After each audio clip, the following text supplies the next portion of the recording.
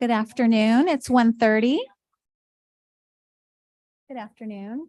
It's 1:30.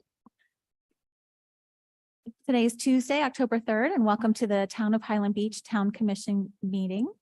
I'd like to call the meeting to order. Could we have the roll call, please? Commissioner Goldberg, Yes. Commissioner Peters, Yes. Commissioner David, Present. Vice Mayor Stern, Present. Mayor Moore, Present. Town Manager Labadie, Present. and Town Attorney Tercivia. Please rise for the pledge.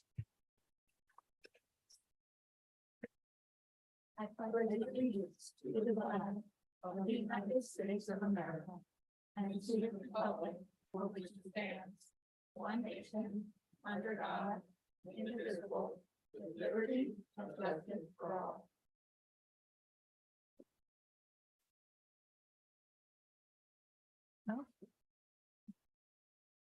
Any modifications or changes to the agenda? No modifications. I move that we approve the agenda as presented. Second. All in favor, say aye. Aye. Motion carries unanimously. So we have our first resolution here.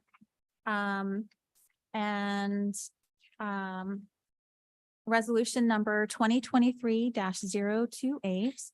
I'm very proud to present this resolution, which is a resolution of the Town Commission of Highland Beach recognizing and commending Father Horgan for his 25th anniversary of priestly ordination. This is really an important milestone, and we commemorate this significant milestone in the life and ministry of Father Horgan. He was ordained in 1998 and has since dedicated his life to serving the spiritual needs of the community. Prior to becoming a pastor at St. Lucie, Father Horgan accomplished many academic achievements. He earned a bachelor and master's degrees in the arts and a master in divinity. After receiving those degrees, Father Horgan joined the U.S. Air Force and he attended officer candidate school, becoming a commissioned officer, providing support to members of all armed services. And there's a really nice write-up on our website under the veterans page with a lot more information. And after that, Father Horgan continued his commitment to learning by earning a master's degree in criminal justice, social work, doctorate degree in philosophy and psychology, while also raising to the rank of mayor while in the Air Force. Very impressive. And throughout the 25 years, Father Horgan has been a source of inspiration, guidance, spiritual nourishment to all members of St. Lucie Catholic Church. Father Horgan has been a beloved member of our community, not only as our spiritual leader, but also as a friend, a counselor, confidant to many, sharing in joy and sorrows, and always being a source of strength. So now be it resolved by the Town Commission of the Town of Highland Beach that we do hereby extend our heartfelt congratulations and deepest gratitude to Father Horgan on the occasion of his 25th anniversary of priestly ordination. So this requires a motion because it's a resolution. So if we could have a motion, please. I move that we pass resolution number 2023-028. Seconded. All in favor, say aye. Aye. Motion carries unanimously. Okay, we have another resolution. Resolution number 2023-027. A resolution of the Town Commission of the Town of Highland Beach, Florida, ratifying the selection, appointments, and term of office of members of the Planning Board and providing for an effective date. So this is a reappointment of Eileen Mendelson to serve a second term to expire October 2nd, 2026. And I just wanted to say thank you to her for serving in her first term. And she's also previously served on the Board of Adjustment Appeals. She's definitely done a lot of volunteer work and very impressive. So we could have a motion, please. I move we approve resolution number 2023-027. Seconded. All in favor, say aye. Aye. Motion carries unanimously. Okay, so now we move on to public comments. Any public comments on things not impacting the agenda? Seeing no public comments, can move forward to announcements. Board vacancies. We do have some vacancies on the Board of Adjustment and Appeals. 2 vacancies for a 3-year term. 1 vacancy for an unexpired term ending September 21st, 2024. And on the Planning Board, we do have 1 upcoming vacancy for an unexpired term ending September 2025. Meetings and events, October 9th, we have, the town hall is closed in observance of Columbus Day. October 10th at 1, we have the Code Enforcement Board regular meeting. October 12th at 9:30 in the morning, we have the Planning Board regular meeting. And then October 17th at 1:30, we convene again for the Town Commission meeting. There are no board action reports. We do have an ordinance, moving on to ordinances, item 8A. We have a proposed ordinance, an ordinance of the Town Commission of the Town of Highland Beach, Florida, amending the Code of Ordinances at Chapter 33, Acquisition of Goods and Services, Section 33-2, Methods of Acquisition, amending Section 33-3, Town Commission approval, and for other purposes, providing for the repeal of all ordinances in conflict, codification, severability, and an effective date. And I guess we don't need a presentation on this. No, we've Discussion. talked about it at last 2 meetings, so I think. It's pretty Yeah, I think we're pretty good. Although Dawn hasn't, I don't know if Dawn has, I don't know if you, No further comments. I mean, we looked at it very closely in the last meeting. okay.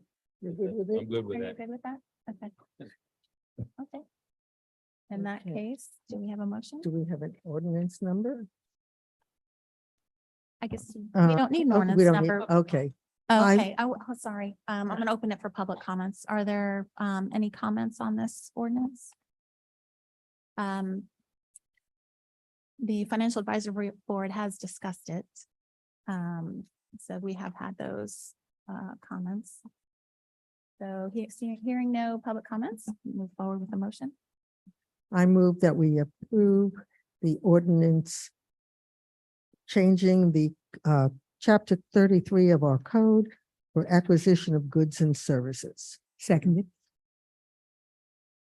Do we need a roll call on this or no? On the second read, you don't need to. Okay, all in favor, say aye. Aye. Aye. Anyone opposed? Motion carries unanimously. Next item is the consent agenda, which is the approval of the meeting minutes for the September 19th and September 21st. Any concerns about that? No? If none, we could have a motion, please. I move we approve the consent agenda. All in favor, say aye. Aye. Aye.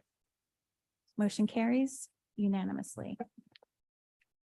Oh, okay. I guess you're saying because I didn't mention item B. Yeah, it's Oh, all one. yeah, so just to clarify, we are approving the entire consent agenda, which was the minutes and the contract for the election day. Correct. I don't know if there was any discussion. We're good with that? No, Okay. no.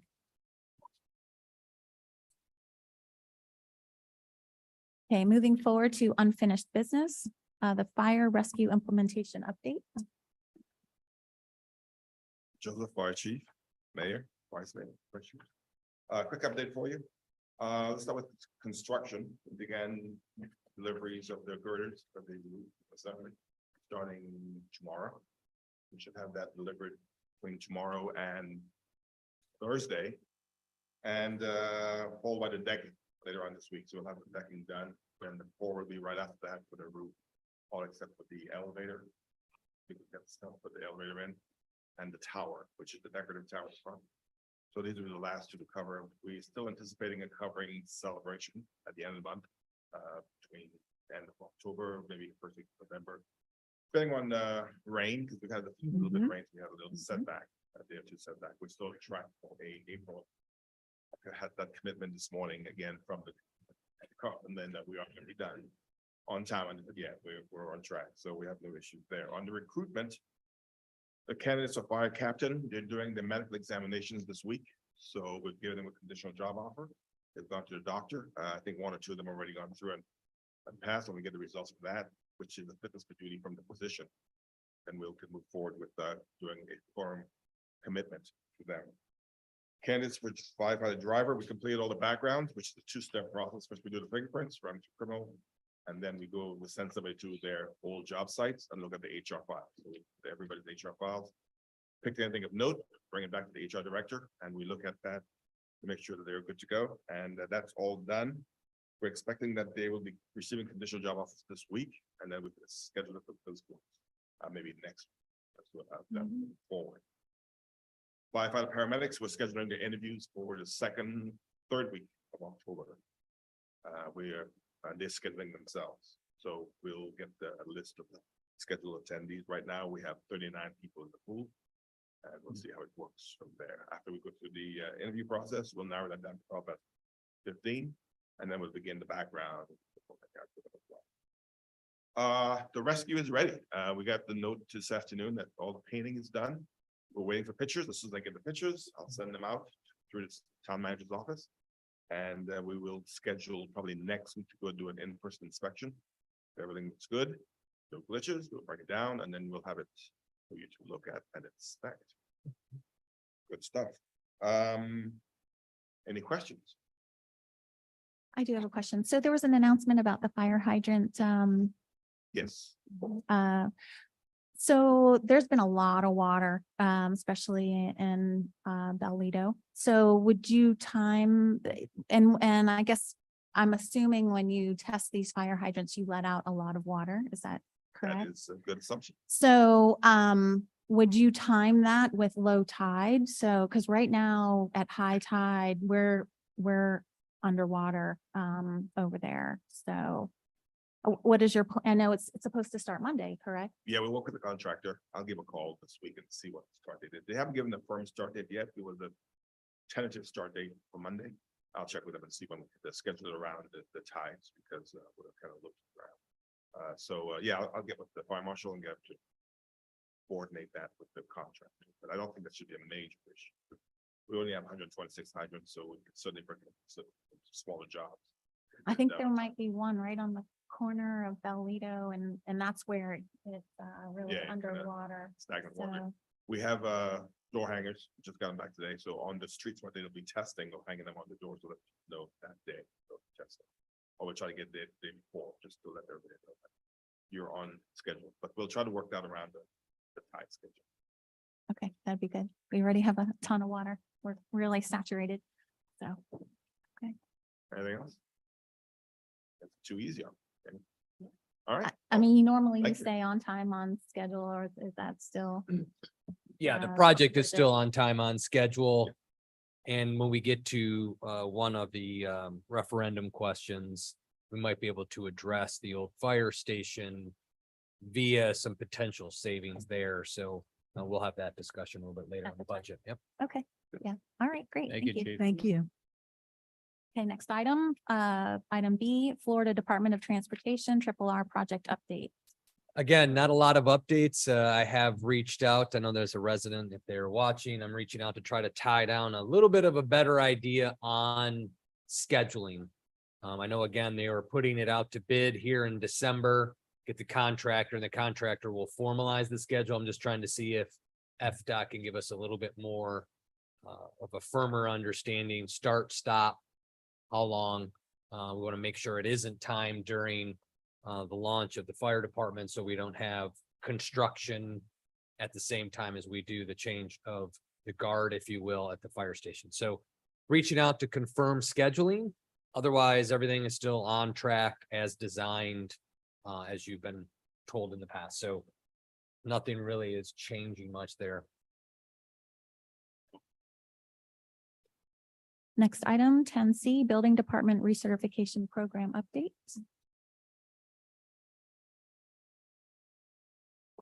Good afternoon, Commission. Very little change from the last update that we gave you. We still have one building that has completed everything. That was actually last year. That was Dalton. We have another one in the queue to be finishing up soon. Well, no, actually, they're going to be going to some phase 2 work. We have a bunch of them that are in progress, but we'll get to the most important ones. One that's under construction currently, under restoration, that's 45 Ocean. But we're still waiting for them to submit reports to us. And the only other one that has completely missed the deadline, missed everything else. Now we have a code case against. The one is gonna be Beach Walk East. That's the one that hasn't responded, hasn't asked for an extension. We reached out to them multiple times, so we're having some issues with Beach Walk East. Other than that, 16 buildings have been given an extension. All of the extensions are up before the end of the year, before the end of 23. And that's about it. Nothing else has really changed. We still have 15 of them yet that aren't due yet. So we're waiting on that. And that's pretty much it. We're moving forward. We're contacting, we're reaching out again today for some of those that may have submitted the structural, but not the electrical, or submitted the electrical, but not the structural.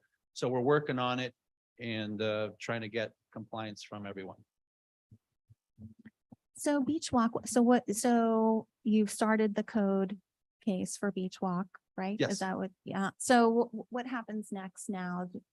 Do they come before the code enforcement meeting? Eventually they will if they don't respond. They haven't asked for an extension. They haven't communicated with us. So we're at the point where we're just, we called them, said, hey, what's going on? And they haven't done anything. So we're just moving forward with the code case. So if they don't comply or at least ask for an extension, if they ask for an extension, then the code case goes away. But if they don't ask for it, if they just maintain their, quiet mode, non-responsiveness, then we go to a code case, take them in front of the code board. So right now, is there, what's the timing now that's remaining that they, Well, they're out of time. okay, Yeah, so now we're gonna be scheduled in for the code here. okay, okay. And if the code board finds them in violation, that's $250 a day. Yes, yes, if they find them in violation, it'll be $250 a day until they comply. And the enforcement, what does that look like? It's the same thing. It's. Well, you find them, but as far as collection and what happens after that? Well, we try to collect the money. And it's difficult. I don't know how their parcel's set up, because if they don't have their own parcel and all, then we can't really place a lien. Mhm. But some of the condominiums have their own parcel control number for common areas with Papa that we could lien, but that's about it. If I could expand, generally what we do too on a condo, if they're not like responding at all, there'll be no building permits issued for the building. And that usually gets the residents to talk to the manager and the condo board, like, why don't you just call Jeff and start working through it? So that usually works as well. But we've made multiple attempts, phone calls, letters. We've done more than enough. And they're just, non-responsive. Marshall, could you put a stop on any building permits that are in force at the time? So if somebody's in the middle of renovating an apartment, can you say, stop? Generally, we don't want to in the middle of a project stop, because it could be some health and safety or concern on structure, exposed wire, habitability, mold, but it could be a whole host of reasons why you wouldn't want to, but we'd basically stop issuing new permits, and that generally, it's pretty quick. So if you think about it, in your building, somebody wants to do a remodel, architect gets everything, they're like, you can't have a permit. Building's in non-compliance because of building recertification. Usually within a couple of days, that building manager is calling. If they won't talk to us, usually they'll listen to their residents, and it moves. It's like the last tier of like, just call, talk to us, come into, this is state statute too. This isn't like us just, Right. picking the fight with a condo building. This is state law, and you have to do this stuff. So Jeff, again, has shown his flexibility to work with folks, schedules, timing, budgets. So, but we're just not getting them to respond at all. Okay, well, thanks for That's it. Well- trying. Yeah, it's strange. Well, the good news is that the clear majority are Right. trying and in the midst of working on it. So that's the good news. Okay, thank you. Thank you. Thank you very much. Okay, moving on to the continued discussion on proposed referendum questions for the March 2024 election. So I thought we would just go through each one and discuss them. I also wonder if this is maybe a good time to start eliminating, if we want all five, fine, or, if, I know up until now, it's kind of been like brainstorming and I really didn't want to remove any. But I think this would be a good time to start removing any if we're not in favor of them. So I thought we could start with the first one. And this one has to do with the financing and implementation of the sanitary sewer lining project. So, I guess I'll start off. Last time we started talking about adding verbiage about repair and replacing. Yeah, so that's a good segue into this. So Glenn and I met with Jennifer from his office. We called in Skip Miller, who's our bond counsel, who did the bond and loan products for the fire station, and kind of walked them through what we were attempting to do, which is authorize a project and authorize the ability to finance a portion of it, pledging that ad valorem. Under statute, according to Skip, we have certain language we have to include. So this one got a little bit verbose, if you will, and got to the whatever 74, 75 word maximum. So we had to par out maybe some descriptions of the project and replace it with some of the, in series, bearing an interest, not to exceed a maximum legal rate, those type of statutory language conditions that bond counsel said we had to have in here. So we could do not only the project, but we could bond all or a portion of it through general obligation bonds, which is the product used by the state revolving fund. So that's that low interest federal loan program. You have to pledge your ad valorem through that loan program. So this allows us to go do that. Or if that's not available, to issue our own bonds, but we have the ability to pledge it against ad valorem. We could also use a private issuance note. We could go to a Synovus or like again, but this time we can pledge the ad valorem backing to it, because we did the non-ad valorem for the fire station. We're out of capacity really to borrow any more money against non-ad valorem portions of revenue. So this gives us all the flexibility to SRF, issue our own bonds, private loan, all of it, some of it, and do the project not to exceed an amount. I asked Pat, and I know him and Sergio will be working on reaching out to Baxter Woodman one more time for a gut check on price. So if you do move forward with this one, we'll come back with an engineer's estimate, up-to-date engineer's estimate at the time you make that action, so you feel comfortable that we have the best estimate from the engineer on the project. So it could go a little bit higher. We want to make sure we hit that mark comfortably to execute the project.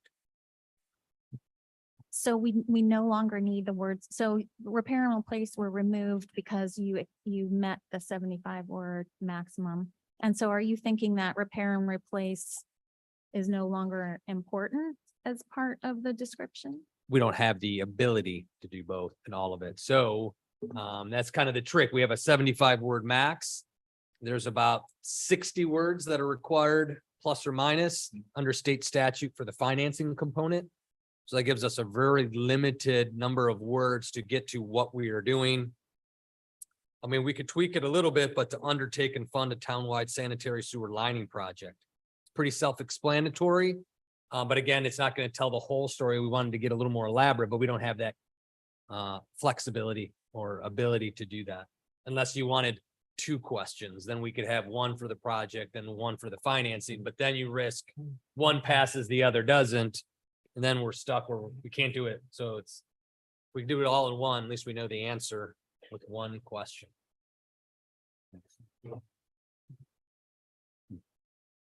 Yes, Ms. I Leonard? can see the necessity to have that verbiage in it.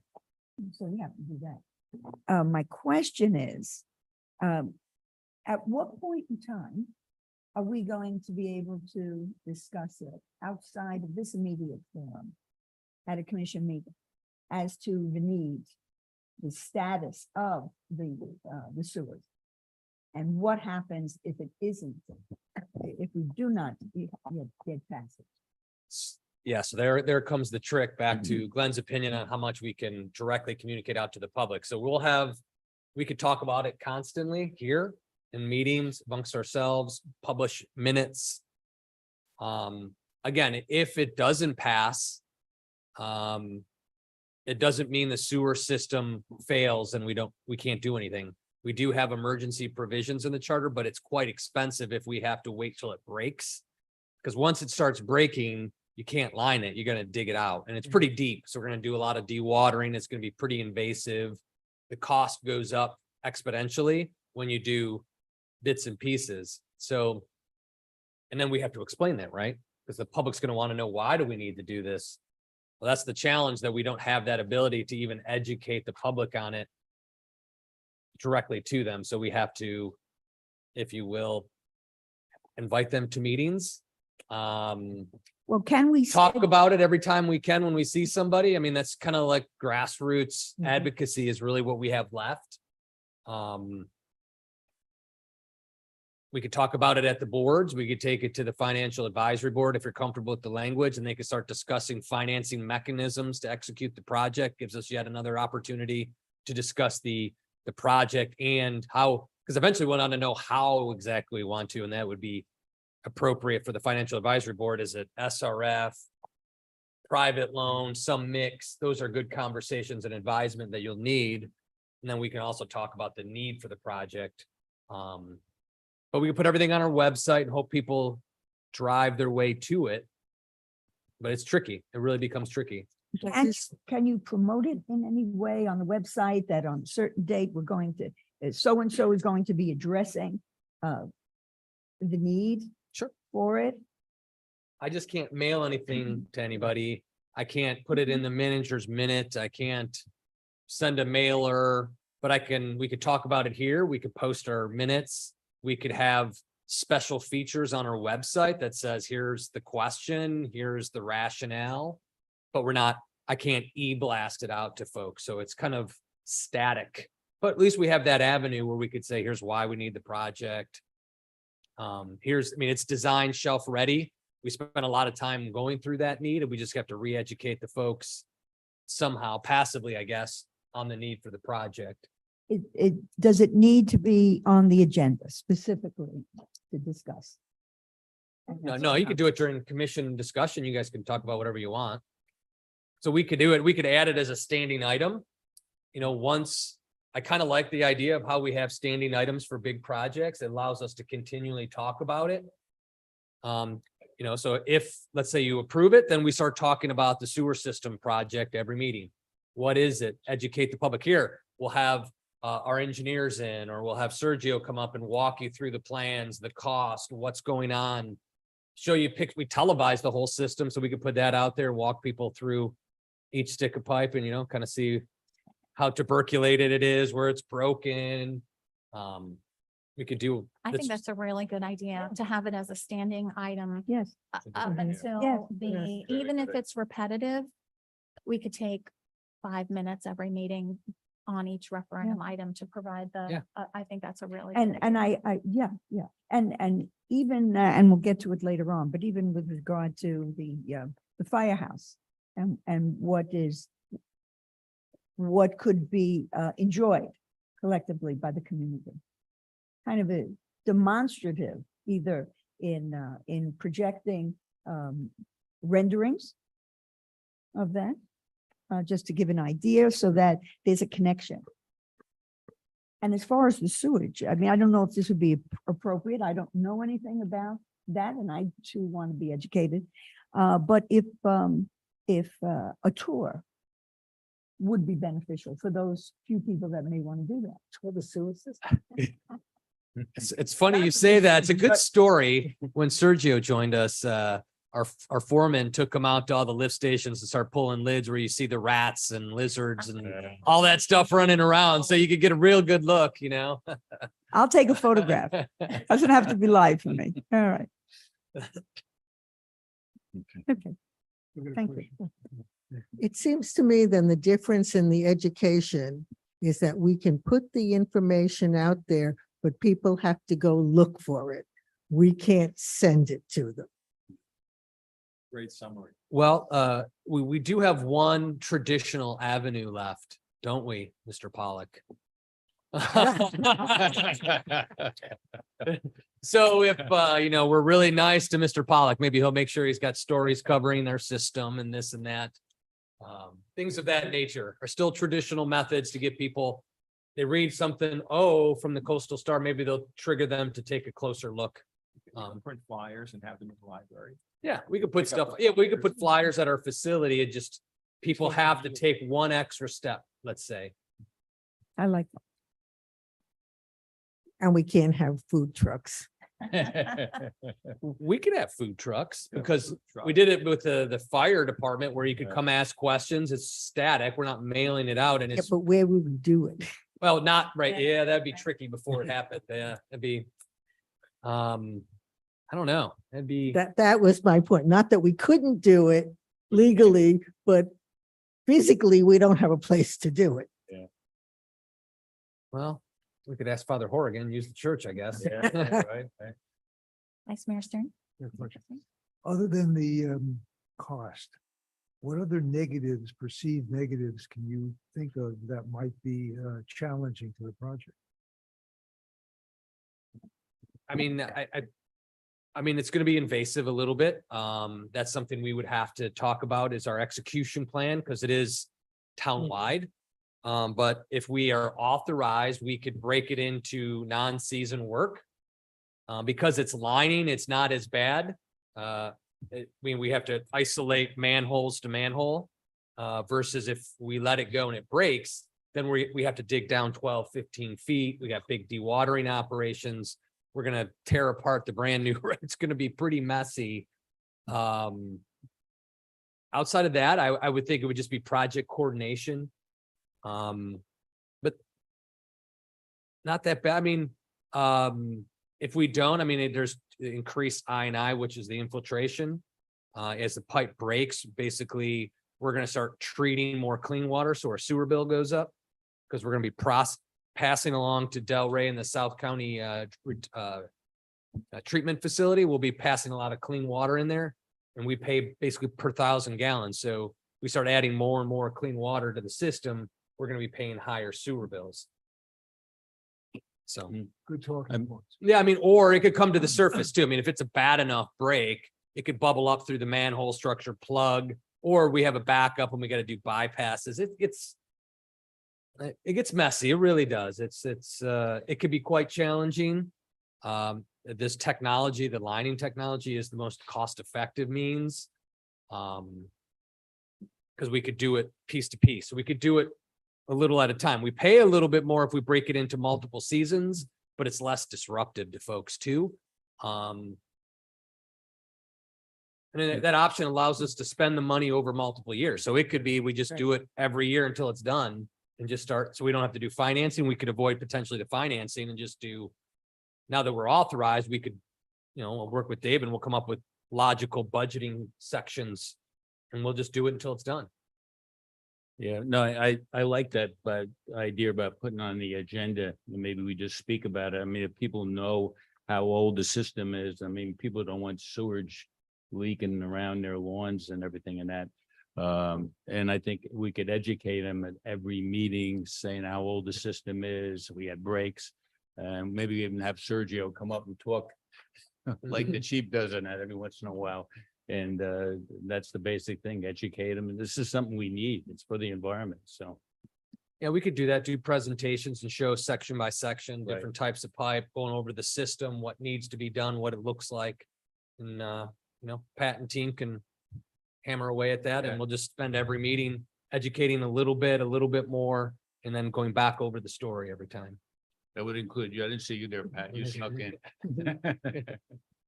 We did have video taken. So we know We what, could air the video on we maybe know public what a lot television, of it just, looks like. And It's a it's, good some of idea. it is pretty bad. And you mentioned there would be cost savings if we had done the lining because of the cost that the water passing through to Delray. Yeah. So so is there it's- an estimate of what that cost savings It's would gonna be? be hard to estimate. It's just that as that pipe breaks, think of right now, like you were talking earlier with the king tide, right?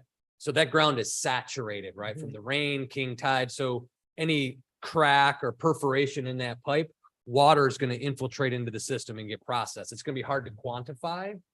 But we could do some trend analysis where we could look at, because we double check our out record, so we could see each period, similar to how we do water, are we noticing an uptick? But that too gets challenging based on usage, right? So it's hard to quantify.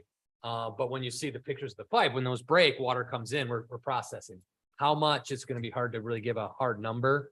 I mean, we can use the engineers to give you an estimate, whether it's 2%, 3%, or it's gonna be hard to nail down an exact number.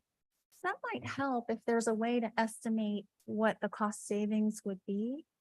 It would be too hard. Okay. Okay. Well, when you see the Maybe we could- pictures, kind of tell 1,000 words, and you can see. Okay. I mean, So we'll it's just really, focus it's on the kind of pictures. revealing too. We got some substantial amounts of clay pipe in town. I haven't seen clay pipe used in sewer application 50 years. So, I mean, it's pretty dated. So the clay pipe would stay, but it would be lined Yeah, with, then all of a sudden it becomes like a polyvinyl chloride or an HPE, kind of that high density poly, I don't know what it converts to with the lining, but a hardened plastic, like a resin plastic, and the interior of the pipe is It's good as basically, new. Yeah. it's basically a pipe within a pipe. We Yeah. did it in the whole building, we did the pipe lining, it's worked out extremely well, so. Pat, do you do this with an actual lining that is pushed through the pipe? Or do you do it the mop method where you put the material in there and it hardens? Well, what they do is they drag this liner through certain parts of pipe, then they blow it up. So it wraps on, then they put a resin in there, then it hardens like a pipe. So then that's a complete lining. Okay, because I know we just Interesting. did 120 lines. Stand pipes, Oh, yes, yes. it took over a year. Almost all the buildings in this town need that. The older condos, absolutely. So, but Yeah. absolutely worth it. so it sounds like we have no wiggle room to change any wording. I mean, we basically, this is the wording. I guess the only thing that could potentially change is the number, the 3.5 million. And I guess you'll continue to ask around to see if that is a reasonable. It's number. gonna, Yes, I was just in touch with Baxter Woodman. They're putting it back together, the laterals and the lining. Mhm. Because of inflation, so they want to go back over the numbers. So I'm just waiting for a call back. The phone calls into that. yeah, so like they're working on, Baxter Woodman is the design engineer of record for this project for us. So they're like, again, they're working with Pat. So if you do feel comfortable moving forward, we would keep the language, I get, we're kind of stuck. This is kind of the language. If you want to move forward with it, when we go to that first read, we'll make the tweak to the number and provide the written estimate from the engineer's estimate, of email communicating what that number is. We might want to point out that when we wanted to do this 3 or 4 years ago, the cost estimate was just over $1 million. And, You're correct, but that was without the laterals. but that was, we couldn't. Yep. Because we had a $350,000 cap. And there was pushback about breaking it up into sections right. and doing it part of a Circumventing time. Right. So circumstances. if we don't get this passed now, it's going to have to be done and it will be much more expensive. Correct. So We- better to do it before we need it than wait till we need it. Right. Run to fail is not usually the best practice.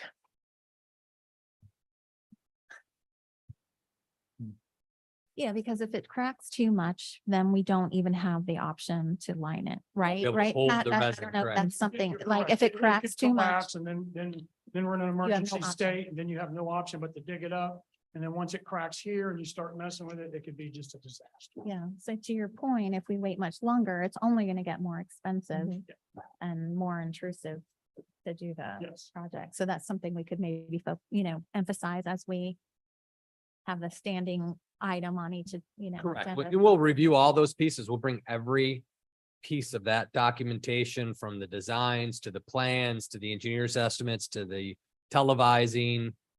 You know, we can even bring you some diagrams and descriptions of how lining is done. Do all that education to the public and say, you know, this is what we need to do and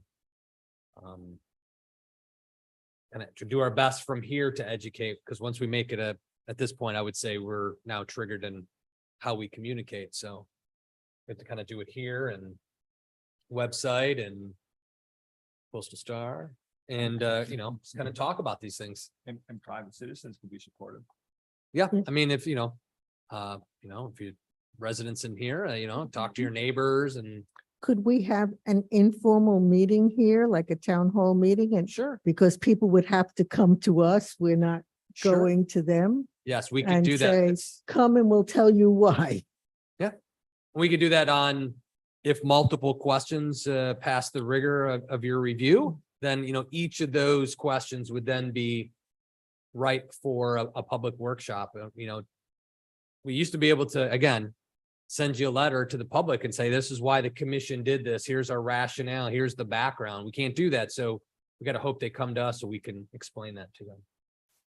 And they can ask a question too, which is good. Sometimes mail is static, right? You just read it and you say, well, at least now you could come and talk and we can serve some food and try to make it as interesting as possible and Oh, food- engaging. Absolutely food. Yeah, food always But helps. that So, doesn't conflict with the paying money for, I forget what you call it, but, This idea of communicating, using public funds to communicate out there. I mean, Mhm. as we go through this, we'll keep refining that more and more, but as much as we can do, we'll support. so spending money on food to encourage people to come is not in conflict of this. it's our course of business. We've done that for all these years. When Right. we have special workshops or we have a dune restoration presentation, we'll put out some food and treats just to keep people, interested, engaged. It's our last trick that we have left, as public administrators, is if you feed folks, at least you get a little bit more people coming. So Mhm. So what are we looking at, particularly with regard to time? This has to be concluded by what date? So I'm gonna push Linelda all the way to the limits. So we have to basically get it to December 15th is our drop deadline to the language to Ms. Links, Mhm. Supervisor of Elections. So if we back that out, I would think we can hit October 17th, possibly for a first read, which is our next meeting. If we miss that, we could get close with the first in November and the first in December. 1-2 reads, we could be good. So we got a couple weeks before we have to start taking at least one step of tangible action on that first read. Second read, we have a little more room, but we need to get it all approved, signed off on by the attorney by the 15th. So if we could look at a calendar and add in those types of workshops. We don't need those now. We need them after we put it on the ballot. Okay, so we can do it at that time. Good. As far as verbiage, I would just, I didn't actually go through and count the words. But I'd ask if you would take a look at the first line. Shall the town of Highland Beach, the words undertake and, is there a way with counting that we replace those two words with repair and replace? And then I know the next word is fund. That may go in a separate place. But if we could put right up in the first line or two, repair and replace, So do we. instead of undertake and fund. So read South Highland Beach repair, replace and fund. Or even rehabilitate, I heard. Well, I think that's redundant. Pick two of the best words. But again, we'll run it past Skip Miller, the bond counsel, because this was his version. I think undertake is not term of art. I think we'd be okay to, undertake and. So you eliminate two words, undertake and you're adding repair, replace and. So you really, I'm sorry, Adding a word, but unless you, you're adding a word. unless you change undertake to rehabilitate, which kind of Okay, but what, captures that. what if you switch it around a little and take out, shall the town of Highland Beach fund a townwide sewer lining project to repair and replace? Yes, So agree. you move the lines around a little bit. Say that again. Okay. It's always hard to say it again, I know.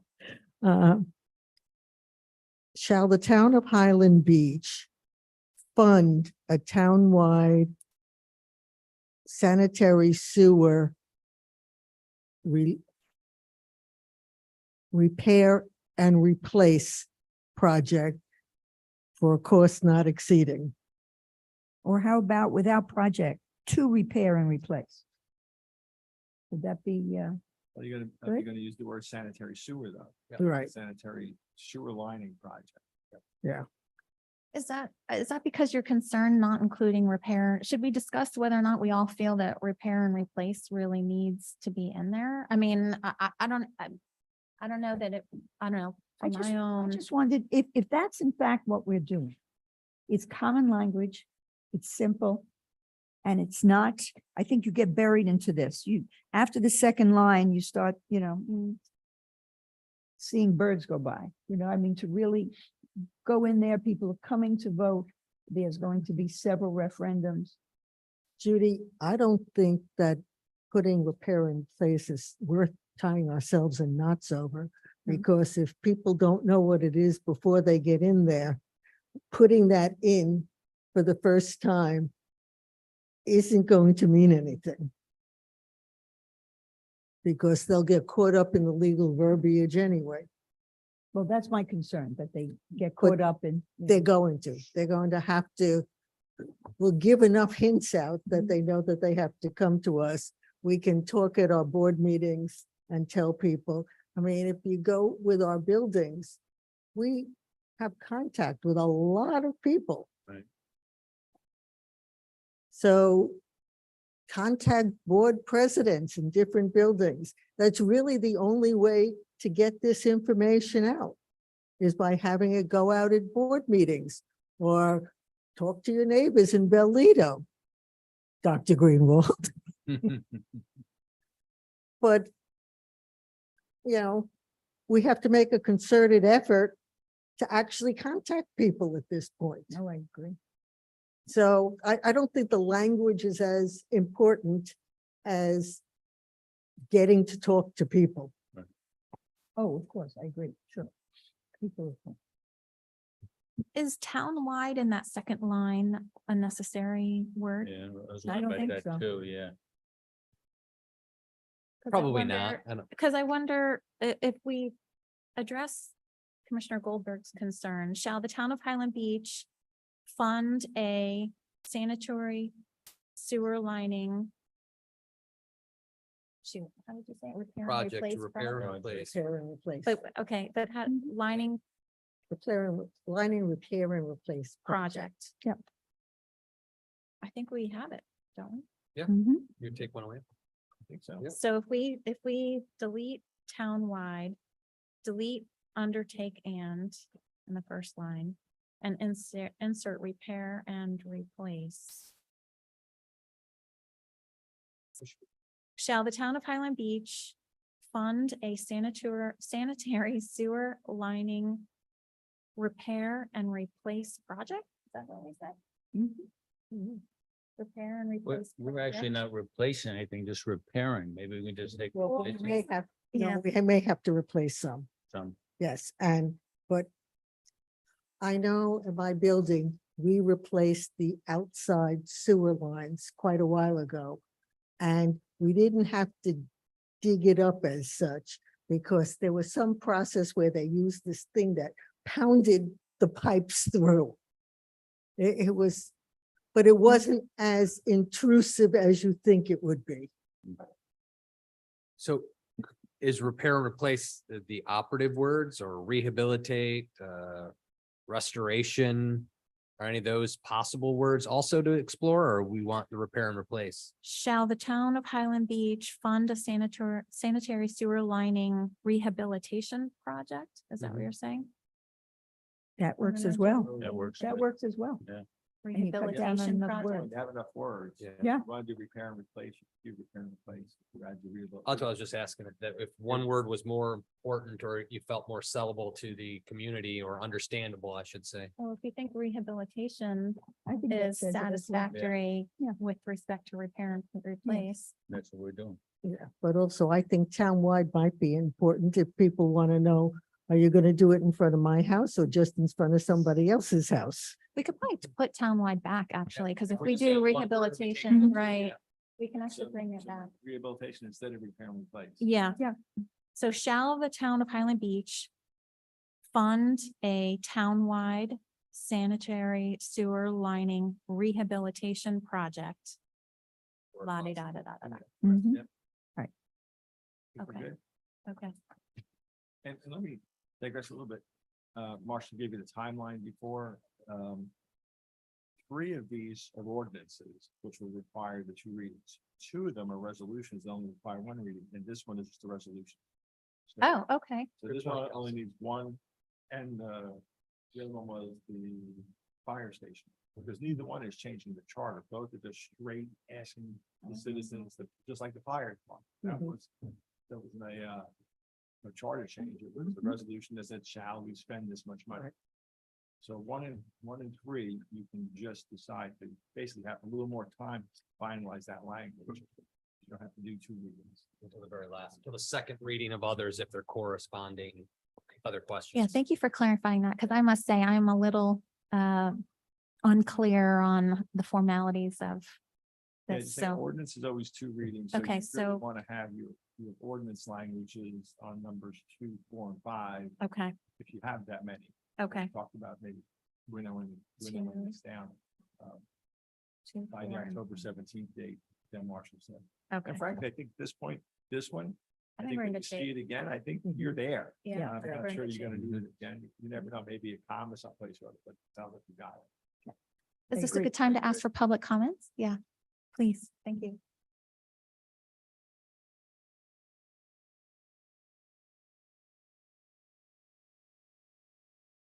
Rick Greenwald, Bellevue. Couple of things. One, I really think that if there's gonna be anything on the ballot, this should be the thing that's on the ballot. One, it's straightforward. And wordsmithing aside and everything, it's pretty straightforward. There's precedent for it. People will understand it. They voted for the fire department. They'll vote, I think, for a critical infrastructure improvement that if anything is a few years, it's becoming a little bit overdue. No emergency, but we've been talking about this for a few years. So I think this is a really straightforward one and it should be there. Just a couple of comments in terms of your discussion about education of the public and everything, and I agree with everything that was said and some good ideas.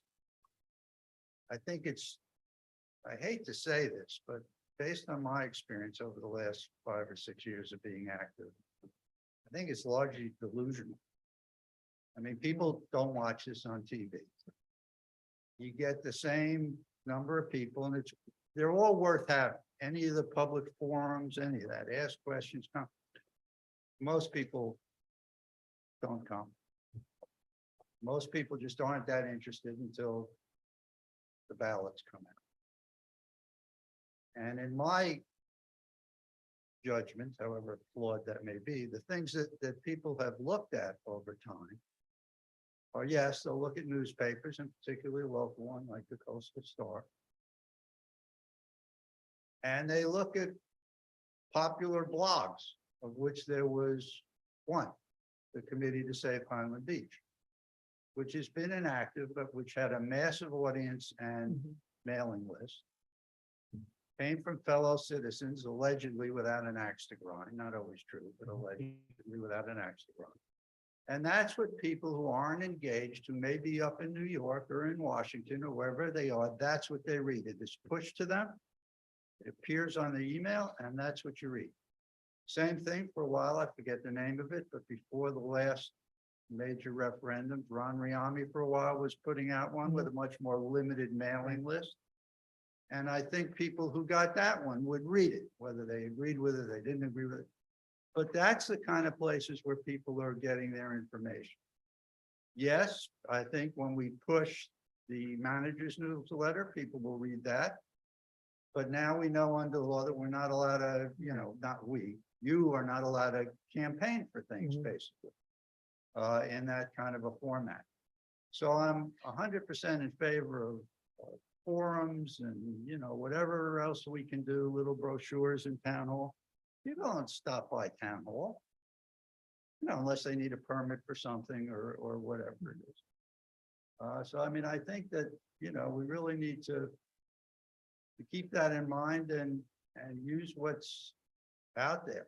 I mean, I'm not even sure what the status is of some of the blogs in town these days, but I mean, those are other avenues that really should be used to try and educate the public, because in all honesty, I think that that's what the majority of people read.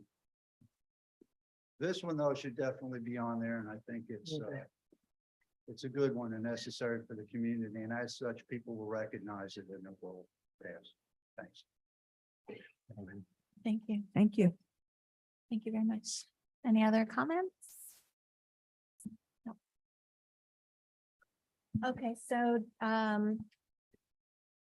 don't know, is there a consensus to move this one forward, continue? with this Yes. one? It seems like Yes. we're all. Yes. Is there a chance just for staff, could we take a vote? It could be a voice vote, but a voice vote to move forward. Go for each one. Commissioner Goldberg, Yes, move forward. Commissioner. Peters? Yes, going forward. Yes. Yes. Yes. Thank you. And can we just, so we just did, so what does that mean, what we just did? So I'm sorry, I want to really clarify. Sure. So This we will means present that a this is not finalized yet. We are still in discussions, but go ahead. it's not final, but we are going to draft or modify. We have a draft resolution that will support this. We will make the language change and present it to you the next time you decide to discuss in concert with, if there are other ballot questions, we will tie them all in, and you could, at the next meeting, you can approve that resolution or say, we approve the form of the resolution. We won't adopt it until the final read of the other ones, if there's an ordinance corresponding, but we are going to move forward. We kind of already done a lot of the legwork on it, but we'll move forward and present to you at that next meeting, a resolution number, you can approve it. And if Or we you could say approve we're that gonna wait. resolution, that makes it final, then it becomes on the, it's on the referendum. Yep. So you could at that meeting say, we're gonna wait until we do second reads. You could do that. And just Okay. hold it until we get to the second read and then do all of them all at once. Okay. Okay. I And that's sense- because this yeah. one is only a one read kind of guy. And so- I'm guessing of all the project, I think Dr. Greenwald was correct. I think this one probably everybody gets and understands and probably has general community support. Sanitary sewer is kind of important. Yeah. People get it. For sure. Yeah. Yeah, just kind of, all right. A second item has to do with the funding limitation.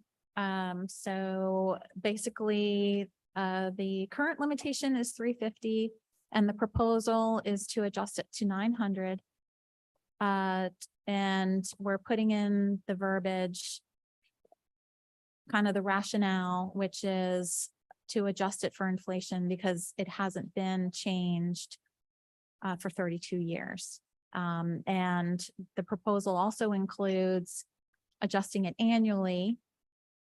And I guess June 1st is just the timing that makes sense with respect to budgeting in accordance with the consumer price index for our region, which is referred to the metropolitan statistical area. And I guess we don't want to name it specifically the Miami one because in case it changes names or something like that, we just want to. I don't think it'll change names, but at the same time, you don't want to have so many words that you're just describing, you're going to spend a third of the language describing the index. But the consumer price regional index is appropriate. Okay, so this is part of the charter. It requires 2 reads. So if we are going to move forward with that one, it is kind of important that we get going on this one because it does require 2 reads. We were presented last meeting with information on actual inflation rates. So the 900 is the result of the 350,000 being adjusted for the change, for the actual change in inflation for the Miami Consumer Price Index. That's how the 900 came about. That is correct.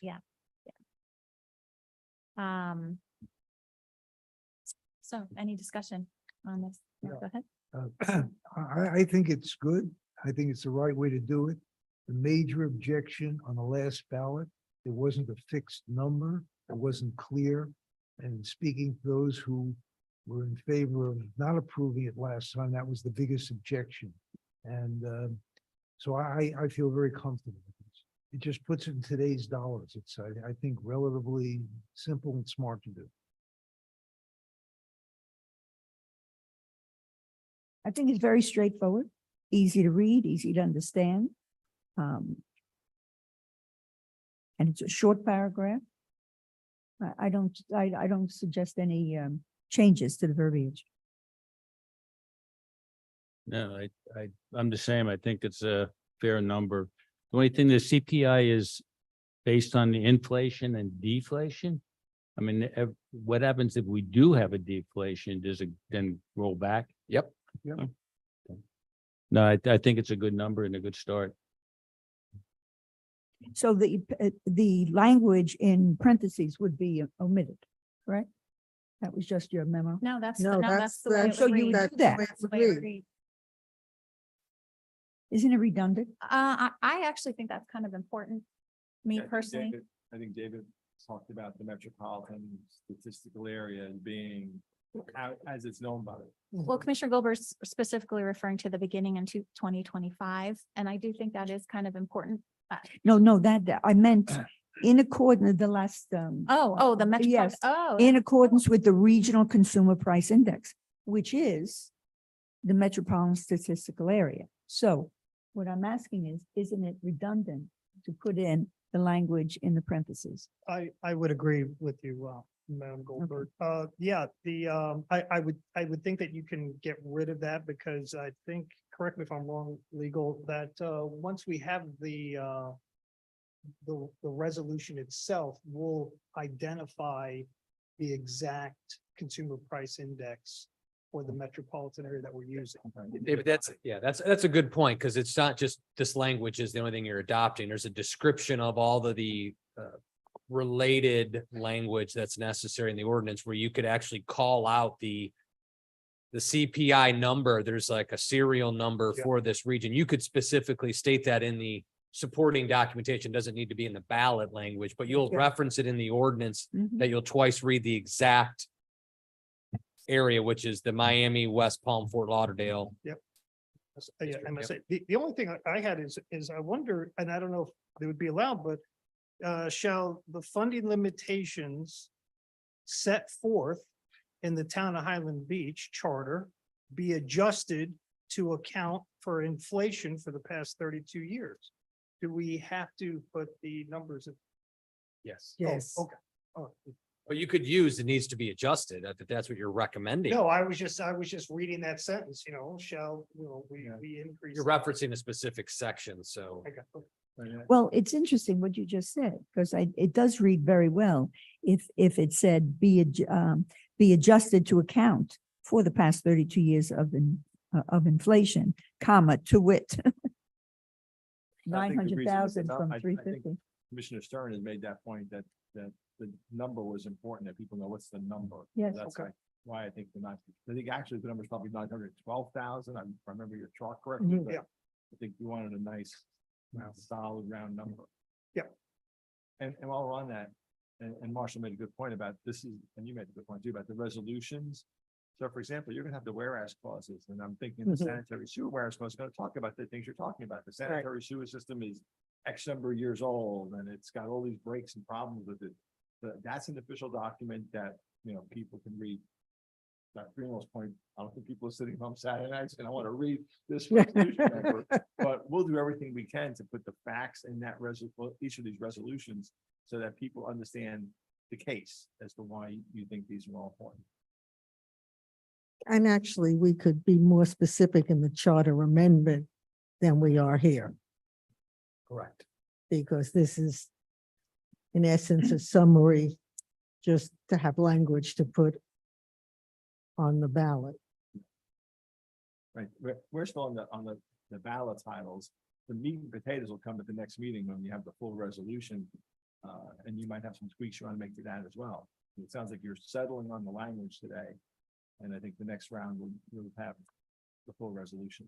If $900,000 gets this passed, we're better off than where we are now. What do you think about, it's kind of implied, but do you think everybody is aware that the 350 was implemented? Like, I just wonder if it's important to clarify the year in which that 350, to make it very obvious, like how outdated it is. But I thought the past 30 I know. years I says I that. agree. I agree.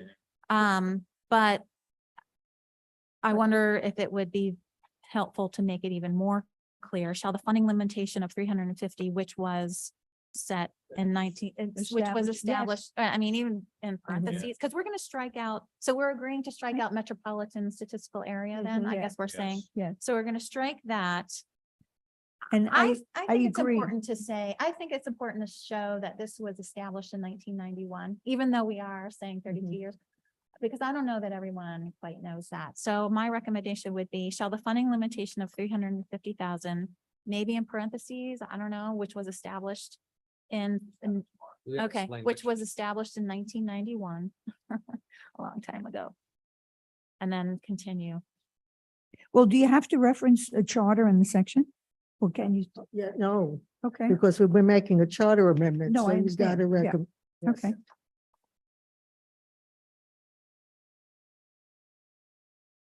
Yes, I agree with your comments. Yep. Kind of drive that home. Yeah, really Yes, make it clear yes. how outdated it is. Good. Any public comments on this item? Okay. No, this is That's good. helpful. Thank you for your Yeah. comments, and we appreciate it.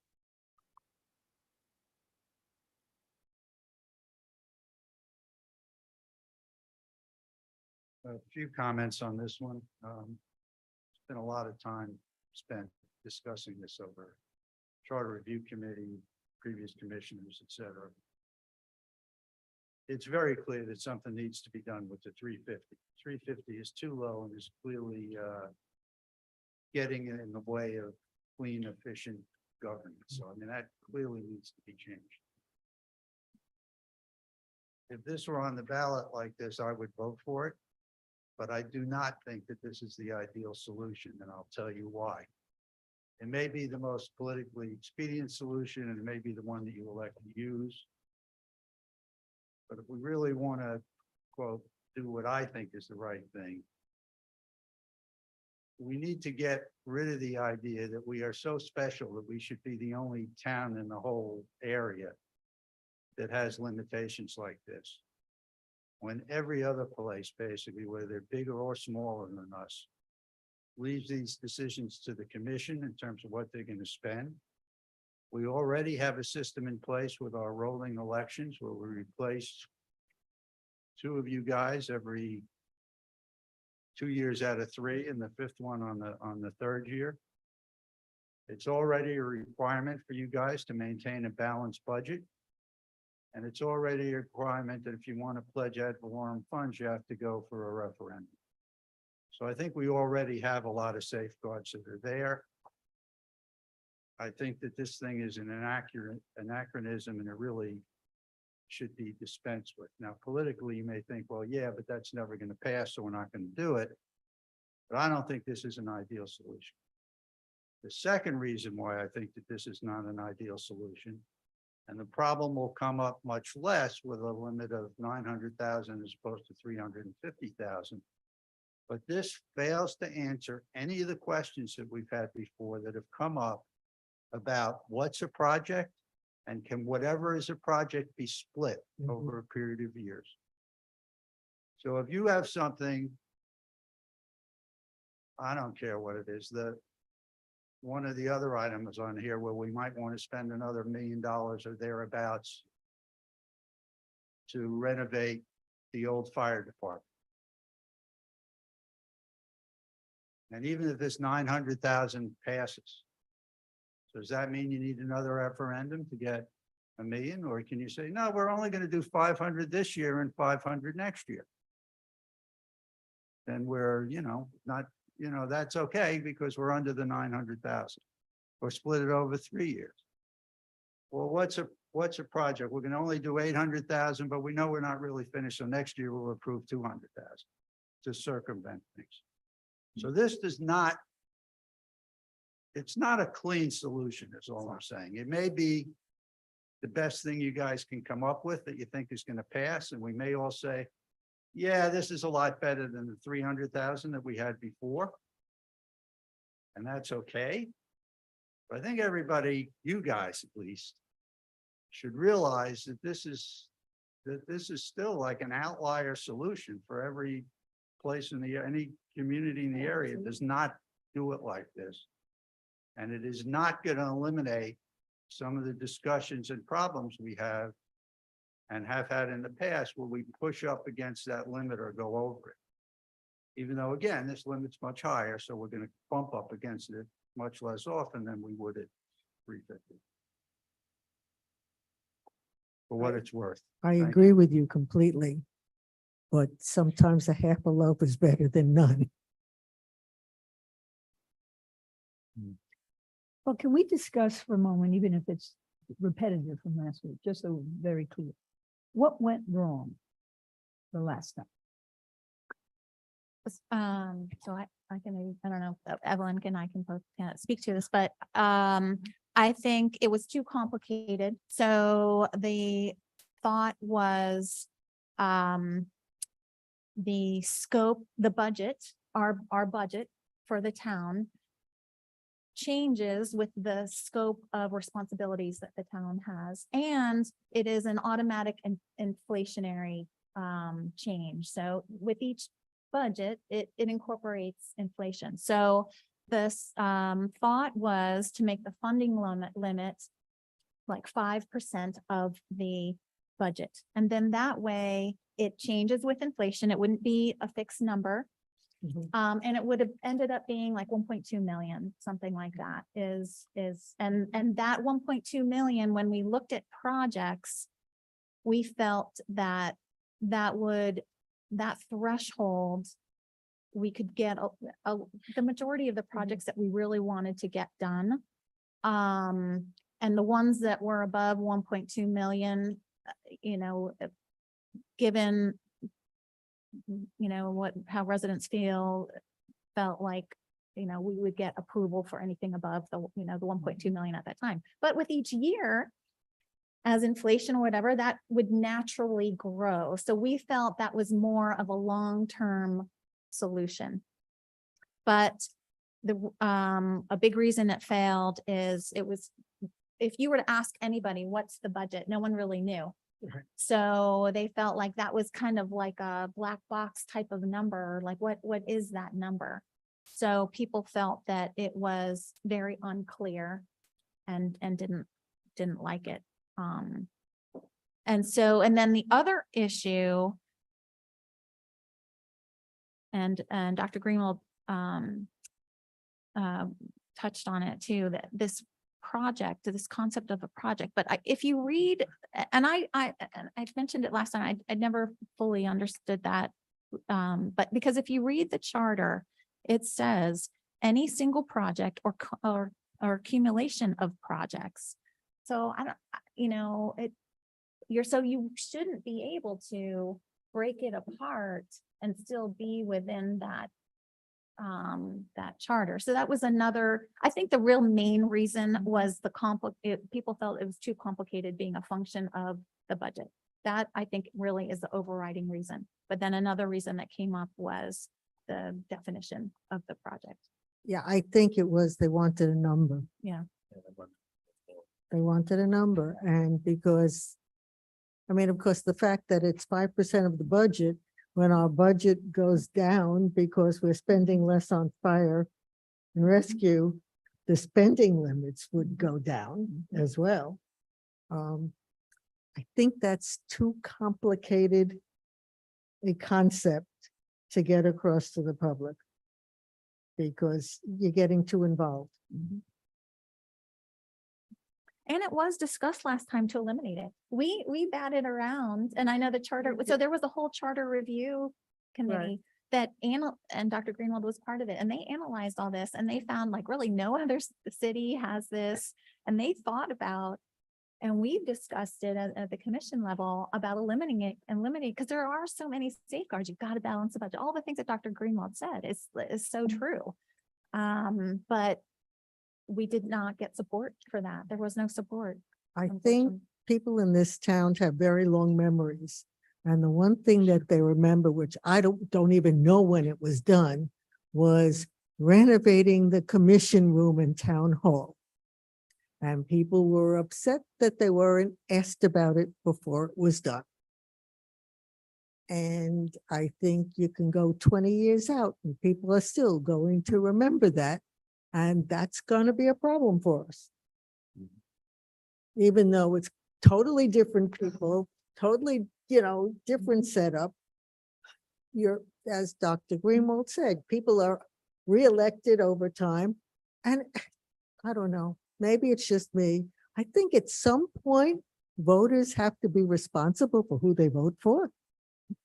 And if you aren't sure, vote for somebody else. And oh, by the way, in 3 years, you've got to come up for reelection anyway. So vote them out if you don't like what they've done. And any really large project would have to go to referendum anyway. So it's not like you're opening a piggy bank with no limit. There are limits. If you need bonds, there are limits. The state provides limits. But that's a difficult concept to get across. I mean, I remember the vote and I thought they wanted a fixed number, almost everybody, and I think that was the thing. I think they were willing to do it with a lower number. And I talked to people and they said, well, 30 years ago, our commission would spend money, piggyback these projects on, and they're thinking of the worst scenario and not, the good part of it. And that's basically why I think they lost. Yeah, but maybe they piggybacked because they had no choice Right, but to right. piggyback. Yeah, Yeah. things have to get done. And if you don't have the ability to do it one way, you need to find some way else, or you're not doing your job because you're not running the town. You're right. And that becomes a big problem. And I think it makes sense, understandable that it tracks with the CPI. So it's not an arbitrary number. I mean, it makes sense. We didn't just pluck it without a reason. Yeah, but the whole point was that future commissions wouldn't find themselves in the same position, stuck with a 30-year-old number. Yeah, so I think adjusting it for inflation is a good solution to adjust that 900. I guess, were we gonna take a look at the capital projects to see how like 900 compares to what our estimates for projects are? We've got a draft. We're taking a look at those. 900 probably takes care of 80%, 85%. There'll be a couple that'll be so large, but we're gonna need to borrow money anyway, so the referendum requirement will still be in play. It does help a ton. It does. Moving that number up does make, because if we were to go back, the 350,000, to kind of go back to where the charter committee was, that was 10% of the operating millage in 91 was 350. That's kind of where the charter and the commission, charter review board and the commission kind of went back and forth, is that that's what the intent was as described. Let's make that adjustment. So if we went up to 1 million, 1.25 million, does that change? Are there some capital projects that are at that threshold that would? Sure. But that was kind of what we were thinking last time was that's how the 5% of the budget, I think, was coming out to 1.2 million. Does that help we don't have a lot of $1 million plus projects. We have a lot in several hundred, more than 350 to 900. We have a handful of significant projects in there. Once it gets bigger than that, there isn't a lot of projects. We're not there. Fire apparatus, we got 2 new pieces of equipment. We won't cross that bridge. Let's hope to God not for, 20, 30 years. That would be something big, but everything else kind of falls this would work significantly to help with operations. I mean, it's an interesting discussion you've all had for the last 30 years. You've been wrestling this issue over and over, dare I say, as much as Milani Park. I mean, these are the two big things that constantly kind of raise to the surface of big public policy issues in this town is can we move, we're a full service community, police, fire, water, library. We have everything, yet we're handcuffed at 350. I could understand whatever drove that at the time probably made some sense, but at that time it was 10% of the operating budget. Most likely you weren't going to see many projects of that size. And back then, all you had was police. You didn't have fire. The water plant was still some old, small, short depth wells across. I mean, there wasn't a lot going on. So the library was, 800 square feet, not the big facility you have now. But we don't have a lot of excessive projects. If they're that big, like the sewer lining, we need to borrow money. So we're going to be asking the voters anyway. I think we've been pretty good stewards not to blur the lines between projects, fiscal year out over fiscal years. We've been really good about that.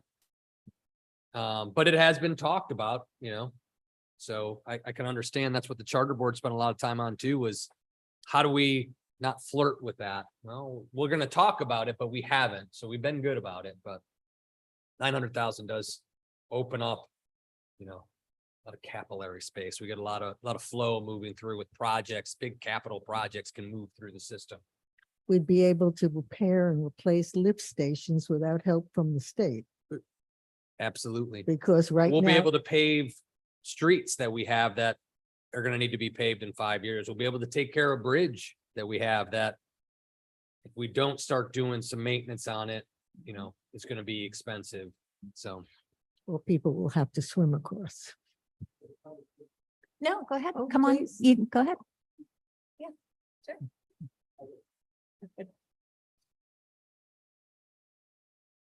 Hi, Jason Chanowski. Marshall, I love listening to you. One of my thoughts is that I've always believed never allow the fear of failure to get in the way of the desire for gain. And as I've listened to the conversation today, and I love the meeting, I keep on saying to myself as the doctor spoke, I feel like I'm going to a primary care physician. He's looking at me and saying, everything looks good from the outside. Now I go to my cardiologist and he starts digging down. I think you're at that place right now. I think you're really drilling down into the issues that are very difficult. And as you drive down Highland Beach and we see the buildings being painted and everything looks beautiful, they're very cosmetic. But I think the job of the commission right now is to really drill down as the car and look at those arteries. And yes, it is costly, but we are looking for the long term. And I think you have to continue to drill down and not worry about the fear of failure of who's going to be elected or who's not going to be elected. I think you're really in the right course. And there is a change taking place. There are people that are more and more interested in coming to meetings. They might not be coming right now because they're not really in place to hear the message. Maybe the message isn't getting out. But I know from my own peers, more and more people are interested in the decisions that are being made. And they all do realize there's nothing cheap. There's no cheap living in Highland Beach when you're living in the seashore. And we're going to have to affect change. And we as residents are going to have to step up to the plate and affect positive change. And I think this is where you are right now. Difficult, but I think it's exciting conversation. And I know you're struggling. Marshall, thank you. Mayor, thank you very much.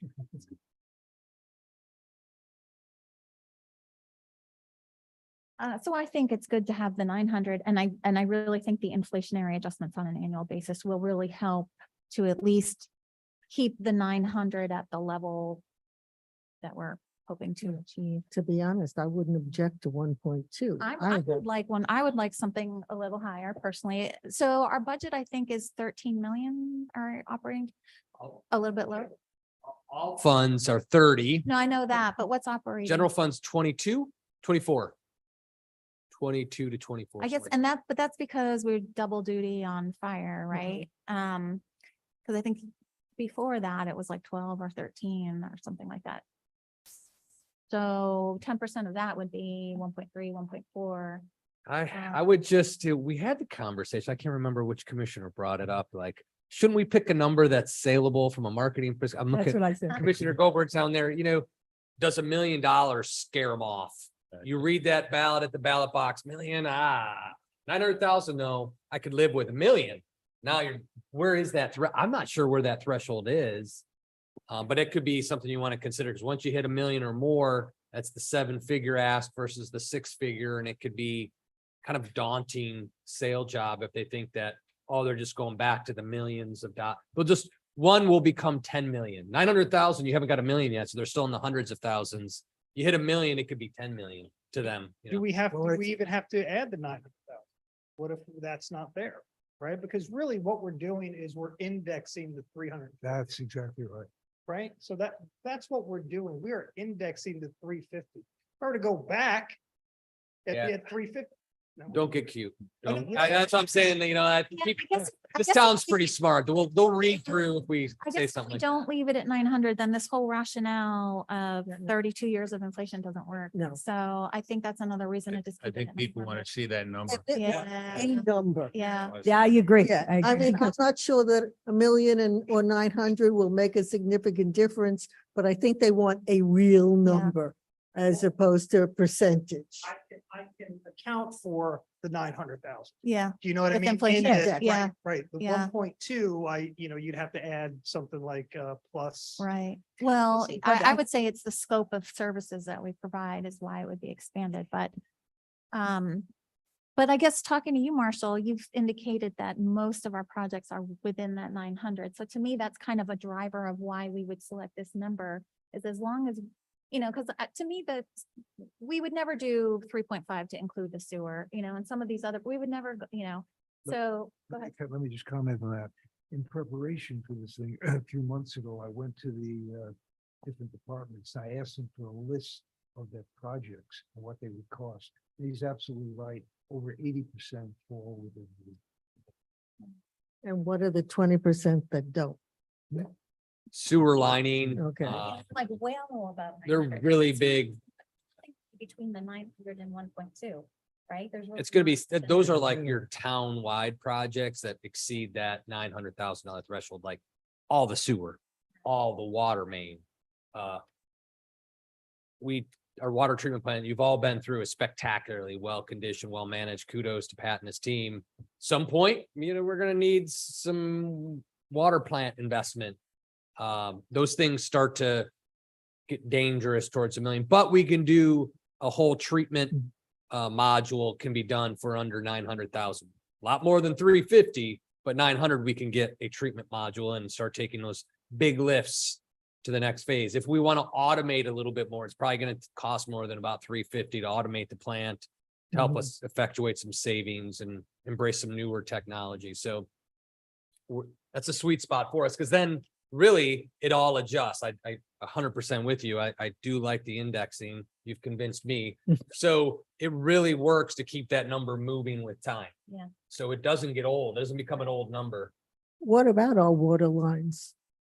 Will Well, they they're in need to good be shape. replaced? They're in good shape. You guys undertook that project. I wish Pat was here, 14, 15. There was a big water main project that was done. So most of the water main is completed. And it's all HDPE pipe, so it's relatively straightforward to fix, repair. It's consistent in size. But yeah, the 900,000 would work from a staff perspective. The 900,000 does work well, and it still imposes the cap upon staff for those that are reluctant to trust, right? That's what that limitation is. We trust you, but let's keep you in bounds a little bit. So that's what really that limitation. From reading the minute, there seems to be we trust you, but let's keep it here. And then you ask us for the real big stuff. So. Okay, so just to summarize it, we would just add the, which was established in 1991 language otherwise. And then strike the metropolitan statistical area parenthetical statement. I have Okay, a so- question. Okay, go ahead. Now, 900,000 is an easy number, easy to read, easy to digest. But if we're actually applying the CPI, why not go for the exact number, 912?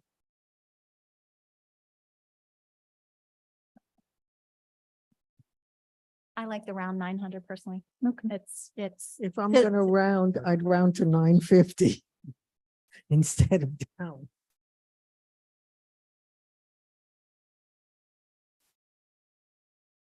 I But like that's, 900 that's personally. fine. I was just Yeah, I throwing like it nice out round there. round Yeah. number. The 12, I think. Yeah, I do Significant think a digit. round number. I is do. better. And I do recall, I was new in town at that time when it came up, and there was discussion that, that it was too high, an unknown certainty.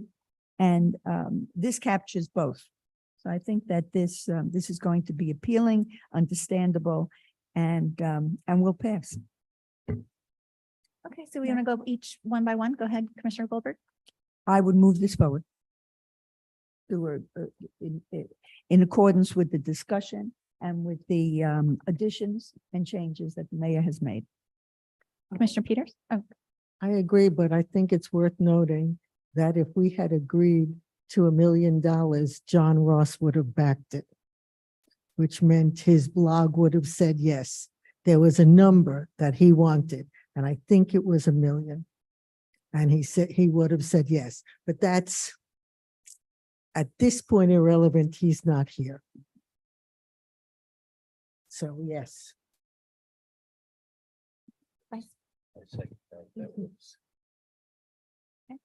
Vice Mayor? Yes, so we are, It's the- all 5 of us are saying yes. Yes, it's the consensus of the commission. It's a consensus of the commission. We're first read October 17th. And we're in good shape to do second read before we need to. And again, just a reminder, we do a first read if something, some type of tweak, you have until the second read. You can still Okay. make some tweaks. So don't feel that first read, you're frozen in time. You still have a little bit of flexibility to modify, say a number in there. But it has to be minor, correct? There's some, you can't Yeah, like. I would say change minor, the you want to wholesale. change all the language at the second read and be like, oh, it's 12 million and then prove it. Yeah, no, it's got to be within language. If you went from 9 to 950, I don't think council would lose his mind, but if you tripled the number, maybe like, well, we should probably go back to first read. It's sizable, noticeable change.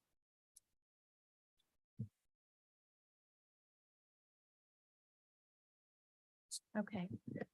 Third item has to do with repurposing the old fire station for shared use by community and fire rescue departments. So if I could, I'll Yes, go jump, ahead. I'll jump in on this, and I see Dr. Greenwald there, so I'm not gonna say I'm doing gamesmanship, but if we remember when we approved the fire station, we said we would renovate the old fire station in the initial budget if it would allow. Unfortunately, we had to creep on construction cost of about 40% that really bit into our ability, if you will, to complete the project with the partial demo and some paving to get us more space and complete the project. Demo parts of the old, we said we can't do it now because the project costs. Well, our team has done a pretty good job of reeling in the cost for the fire station project. So it appears we might have capacity to do that project as we initially anticipated, as more dollars free up from contingency and our independent purchasing ability. The market's been a little bit better to us in the construction. So we have some dollars available. So and again, we talked about crowding the ballot. This might be something you want to remove because it looks like we might be able to free up the dollars from the current approved fire station construction to handle the demo, if you will, of the old station and repaving, So we can't go crazy and do a lot of different things, But the initial concept of the old living quarters coming down, a couple bathrooms and the trellis, we do have photos that we'll queue up to kind of get your mind working on it. It appears we can bring that back into the budget. So you don't, we don't need more money from the residents to do this. It appears we can put it back into the project. Yeah, it's terrific. Could we get rid of the word demolition and use renovation? We could, we don't really need to. it was Because we're con- not, I mean, to me, demolition means knocking the whole thing down, and we're not doing that. We're not, we're just taking the old living quarters and the bathroom that's falling apart and the Well, AC unit that's on duct But tape, you know. but you have a house and you add an extension onto it. That's a renovation. It is mostly a renovation. We're renovating that space to meet our purpose because we wanted to repaint and do some improvements to the remaining bays because we have to use those as Right. part of it, and we wanted to add the parking back in. So those pieces which we had to take out because of the 40% escalation at the time of issuance of that construction contract, we have now capacity back in that budget to do those items. Excuse me. So we don't need it. If I understand it correctly, we're saying just remove the whole thing. Yeah, we don't need what's the number questions. three? Okay. I don't think we need it. And now if it blows up on us again, then we would come back to the well, but we won't crowd the ballot and because it looks like we're in good space. Good. Well, but then maybe the 900,000 will pass and Right. we'll be able to Right. do it. So there's. That's a possibility because the project, Yeah, we said 1 million. Sam's telling me it's about 500,000. We've got to get Kaufman Lynn to price it. Look like we're freeing up about that much or more from the fire station construction at this point. The final details will shake out at the very end, but we have capacity to do a good portion of what. Linnell, do you want to cue it up? Some of that good bean footage. Okay. So just to kind of let folks know what we're talking about, and we did look at this before with the commission briefly, but we had the architect throw some pieces back into, and again, this was all out of the that we needed parking back, so we built it in the front. The second is boy, those food truck events and some community outdoor space would be fabulous to do because people like gathering. So what we have is in this picture right here, those little things, those are tables that would be used inside. We don't have a pointer, do we? It'd be helpful for me to do a pointer, but basically there you go. It kind of zooms in. So where you see existing 2 bays, we would move the fire apparatus out. We'd probably keep the truck unavailable for a touch a truck event. So whenever we have something, we'd have a piece of fire equipment that does still fit in the existing truck apron, or we move it over to the new station. So then what we would have, so when we have a food truck event, we get the tents, and we had it's also kind of expensive and a pain in the butt. So now what we would do is then we're going to put in 2 lift up doors on the side into this. We move the trucks out. Then we have covered indoor space for use. And that's basically all we're doing is flexing the bays. We'd repaint the floors, put a fan in there. So we could use it for community events. Then we would put, this is where the bathrooms are currently in the current fire station. We would just renovate that space, put some doors in, and you have a couple bathrooms for that event. So we don't have porta potties or having to come in town hall. We double up some bathroom space. And then this is all, he shows it brick paver. We could turn it to concrete to save a few bucks. These are fine details. And then there would just be this trellis covering. So what you do is you could put a couple of trucks out here with food. You could put, the DJ, you could put the outdoor concert. We have some outdoor tables under the trellis, keep the sun off. And we have over here, if we remember, we wanted to do the Veterans Memorial. On this wall where the flag is, you could put a memorial wall in for the veterans. We kind of double that up. And we have this neat flex space. Cars would come out and then you could put in bollards and then you have this reserved plaza space.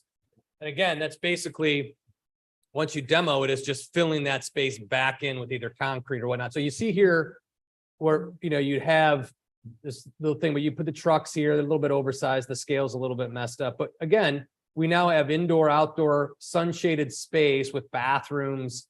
So when we have the food truck, we have to be careful not to direct kids out into traffic, but we would have, the ability to have food there. You could probably even move the food trucks up into this space in front of the garage, but we'd have that flexible outdoor space for those events again, bring it back.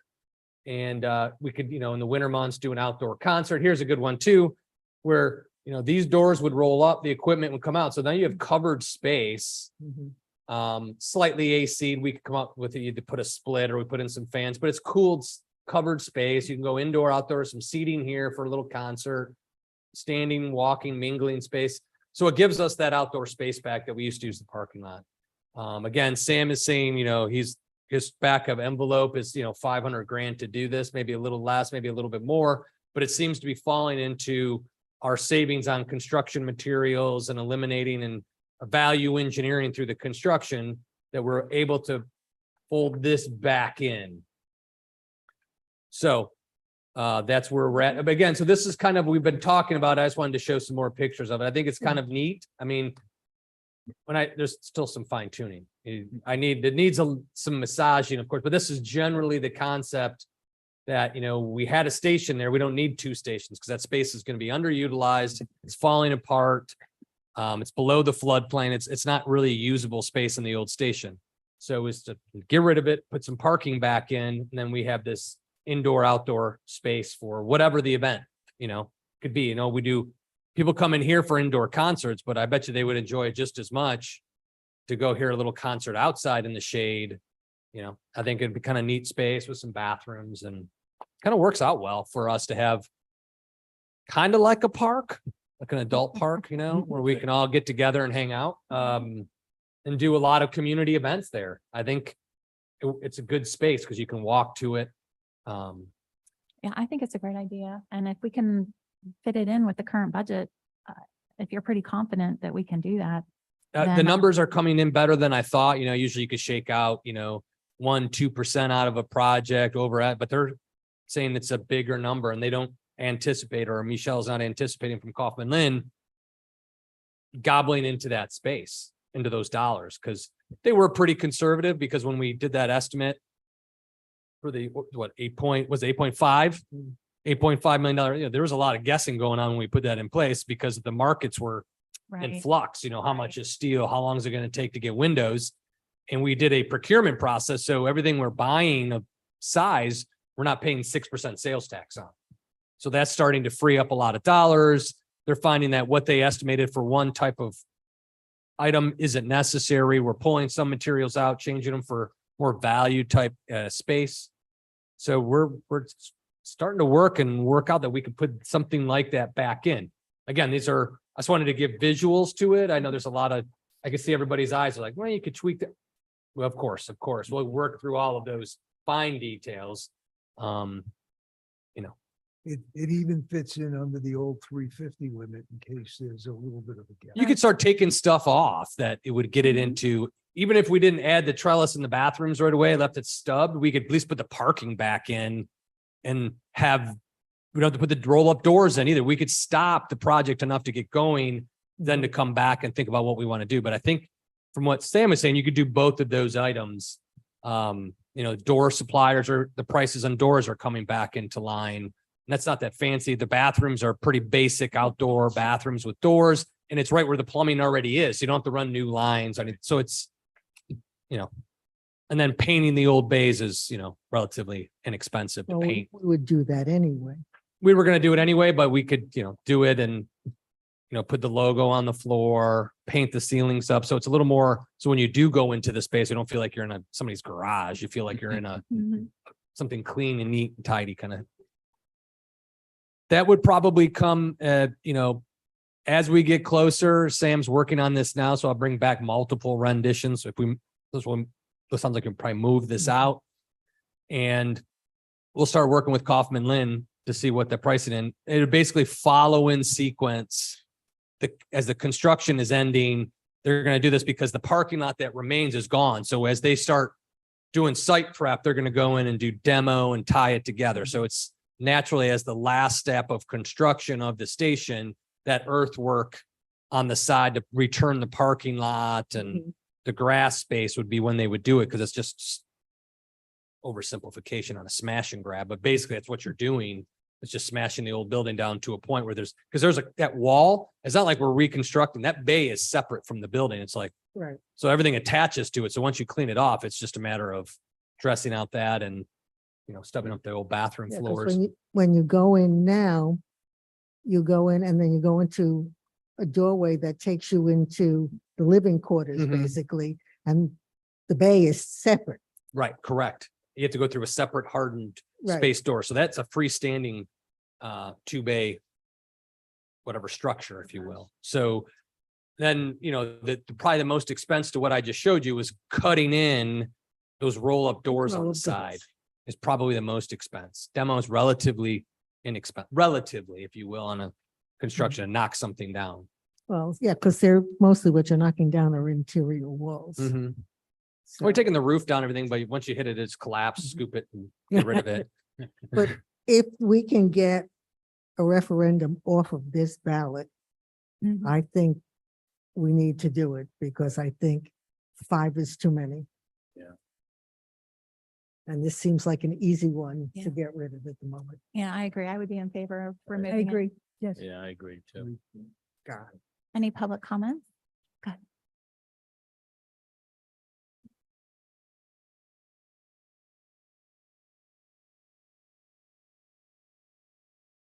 Yeah, I agree with all of you and Marshall's comments and explanation. I think if you have fewer ballot items, that would be great. If the previously discussed referendum for $900,000 passes, then that will eliminate this as a need, basically, because if we're grossly estimating a million, I'm sure we can do it for 900,000. And obviously, if there's going to be money through value engineering and so on, that's going to become available, that's even better. Plus, my other thing with this would be the timing anyway. Mhm. And I don't know how disruptive it is, but it sounds like more construction, so we might actually, or you might actually want to see the brand new fire department in operation and running smoothly for a while. Before we start chewing I'm sure it would continue to operate, obviously, but I mean, before we start chewing up things and modifying things and so on. But I think the idea of having additional serviceable community space would be great. If the founding fathers of this town did anything wrong, it's the fact that they didn't put aside enough property, obviously, which is becoming increasingly obvious as the years go by. So anything we can do to utilize the space for the community, I think it's great. Thanks. Thank you. Any other public comments? Okay, do you want to hear from each of us that we, go ahead, if you could make a comment. My position would be to delete this and not move forward with referendum number 3. Commissioner Peters? I agree. Commissioner Davis? Yes, I agree. Delete referendum 3. Vice Mayor? Okay, yeah, and I also agree, remove referendum number 3. So we will not see this one again. And so we've eliminated one, so that's good. Referendum number 4 has to do with using the countywide Palm Beach County Canvassing Board. Currently in the charter, it specifies that we're supposed to be able to rely on the county, the supervisor of elections, which is not even possible anymore. And also it says that one of us on the commission has to be on there and that it has to be somebody who's not up for election. And the way things are going now, it's gotten very difficult. The supervisor of elections, you have to go to up to Riviera Beach. For some reason couldn't think of it. We cannot, and a lot of those meetings, like you have to have at least one representative there. And when we were able to rely on the supervisor of elections, she was able to satisfy a lot of those meetings. But now that she won't serve, it means that we have to be there for each meeting, which it is a very rigorous schedule. Now, and so this item states to delegate the canvassing duties. Now, I thought last time we were talking about having the option. Does this give us that option? It does, and it's shown in the supporting ordinance that would be driven, it would basically insert or. The or operative word, so it's how we have it now, or the use of the canvassing board, so it does say that in the. Supporting language to it, that would go, like we talked about earlier. You know, we can describe more of it in the ordinance modification, that how it inserts, but this is the ballot question. Right, Counselor, So that, can we make it more specific that Yeah. says we have the option? Good, we talked about that. You could, for example, insert the words. Where it says amend its charter at sections 106, 107 to authorize the town commission to delegate the canvassing duties. Yeah. So, and I know you talked about that last time. We did put it in the body of it. If you'd rather have it in the title as well, that's just as easy to add. So does that mean, like, is it a one-time authorization? Like, do we authorize? In the body of it, we made it so that the commission could simply make that decision and then 3 years from now, find out. It doesn't require a charter change to Right. authorize Just something. authorize the tax commission. Now, we were gonna simply make it authorized by resolution in the future. I think you need an ordinance change each time, but if you want to do by ordinance, in the body of it, we could put it by ordinance. Either way. yeah, I go by resolution. Yeah. too. It's easier. It bounces a lot over time, probably. And hopefully it doesn't. Hopefully you stay consistently. But again, for 20, 30 years, it was consistent. And then over the last 8 or 10 years, it's changed. I think when we did the research, there were 2 cities left in Palm Beach County that haven't gone to the Mhm. system. So, Mhm. again, a complete sea change in the last decade. And who knows, 20 years from now, maybe there's another sea change. So it gives you that authority to switch back and forth if you need to. I think the option is a great idea. And yes, I think it's just us and Del Rey who doesn't allow supervisor elections to do this, and they do it a lot better. So, Commissioner David, in your opinion, the way that it's worded, does it make it clear that we're giving the option? I didn't know. What do you think, Commissioner Goldberg? I mean. I don't think it does, but I think that That's my if it was concern. changed, to read consistent with the council had suggested that to amend its charter at sections, et cetera, to authorize the commission by resolution to Okay, delegate canvassing duties, et cetera. Okay.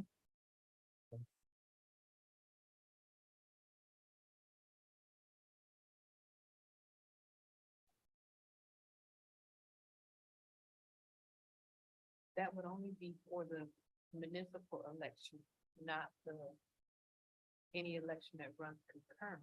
Because their contract says any election that runs concurrent, like CPD, they're automatically counted. They're automatically gonna use the count. Yeah, only municipal.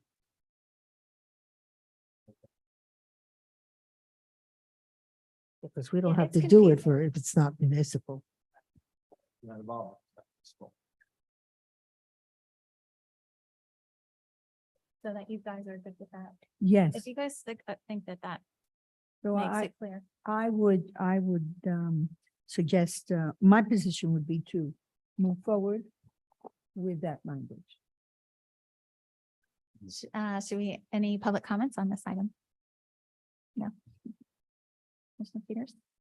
You good with that? Yeah, I agree with that. Commissioner David Yeah, I mean, or any I other? think we need to make it clear that it's not necessary, that it's not an always thing, it's an option to do either or.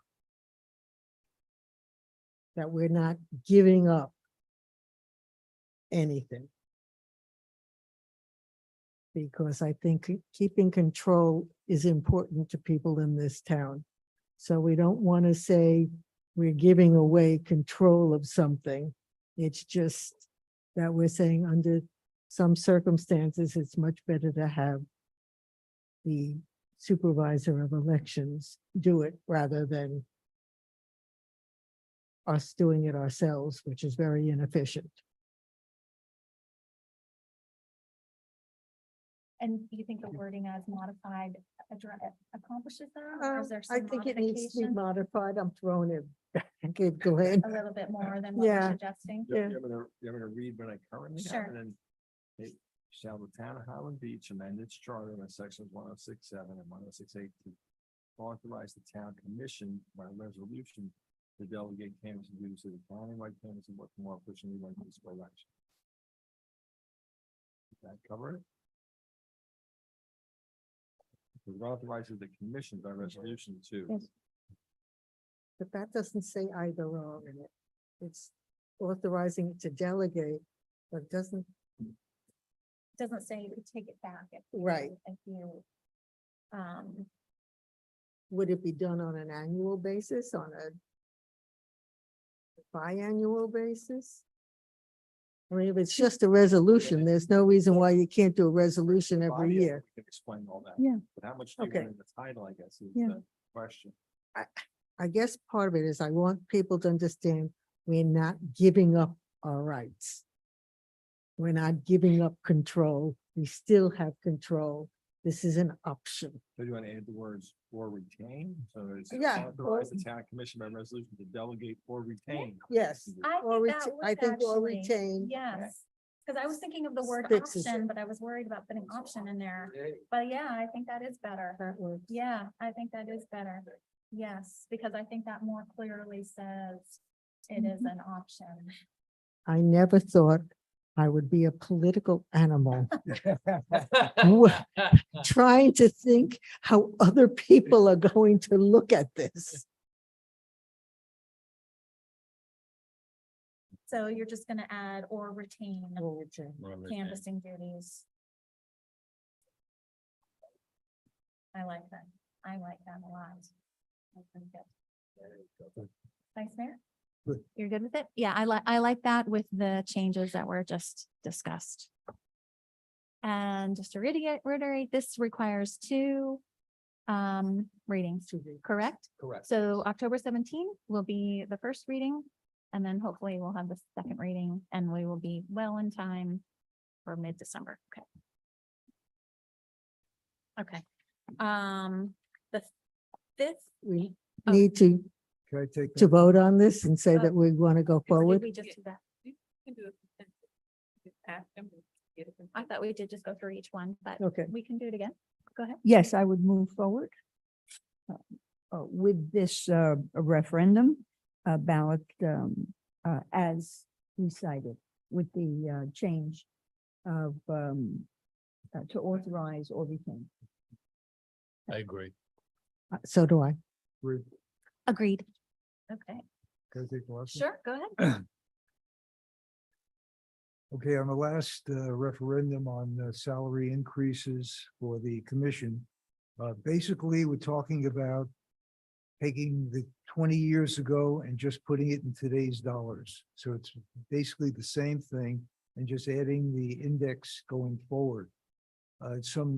Just an example, just a quick example, which Marshall was good enough to give me today. I'm just going to pick one or two out. And that is Boca Raton, for example. I'm not looking at the amount, I'm looking at the change. In 2003, it was 7,200 and now it's 28,000. So in today's dollars, obviously they went much higher. Boynton Beach went from 9,000 to $19,900. Everybody else is all over, and we don't have complete information on the other ones. But basically, we've stayed at that same rate for 20 years. And I'm just saying simply, let's bring it into today's rate and handle it the same way we live, taking other limits. And I think the way it's written on a monthly basis is a good way to list it. I would add, Commissioner Stern, the same language or similar to putting in the date of establishment. Now, we don't have it from this amount to that, like we do in a funding. I don't think that's needed. But I think it would drive the message, as we did in the funding limitation, to have language in there that indicated which was established in year such and such.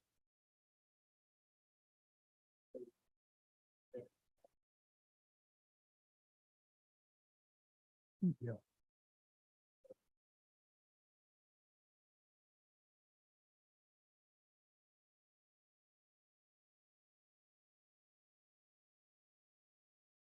Yeah, but I would use the annual. I would not use the monthly amount. I think the annual amount shows this really isn't a lot of dollars. But the monthly amount, people have to start doing math. You don't want to have people doing math. I like it when I saw that. It just kind of matches the way it's written now. It's the last, it was stated monthly, so we just kind of followed that forward. It's your choice how you want it.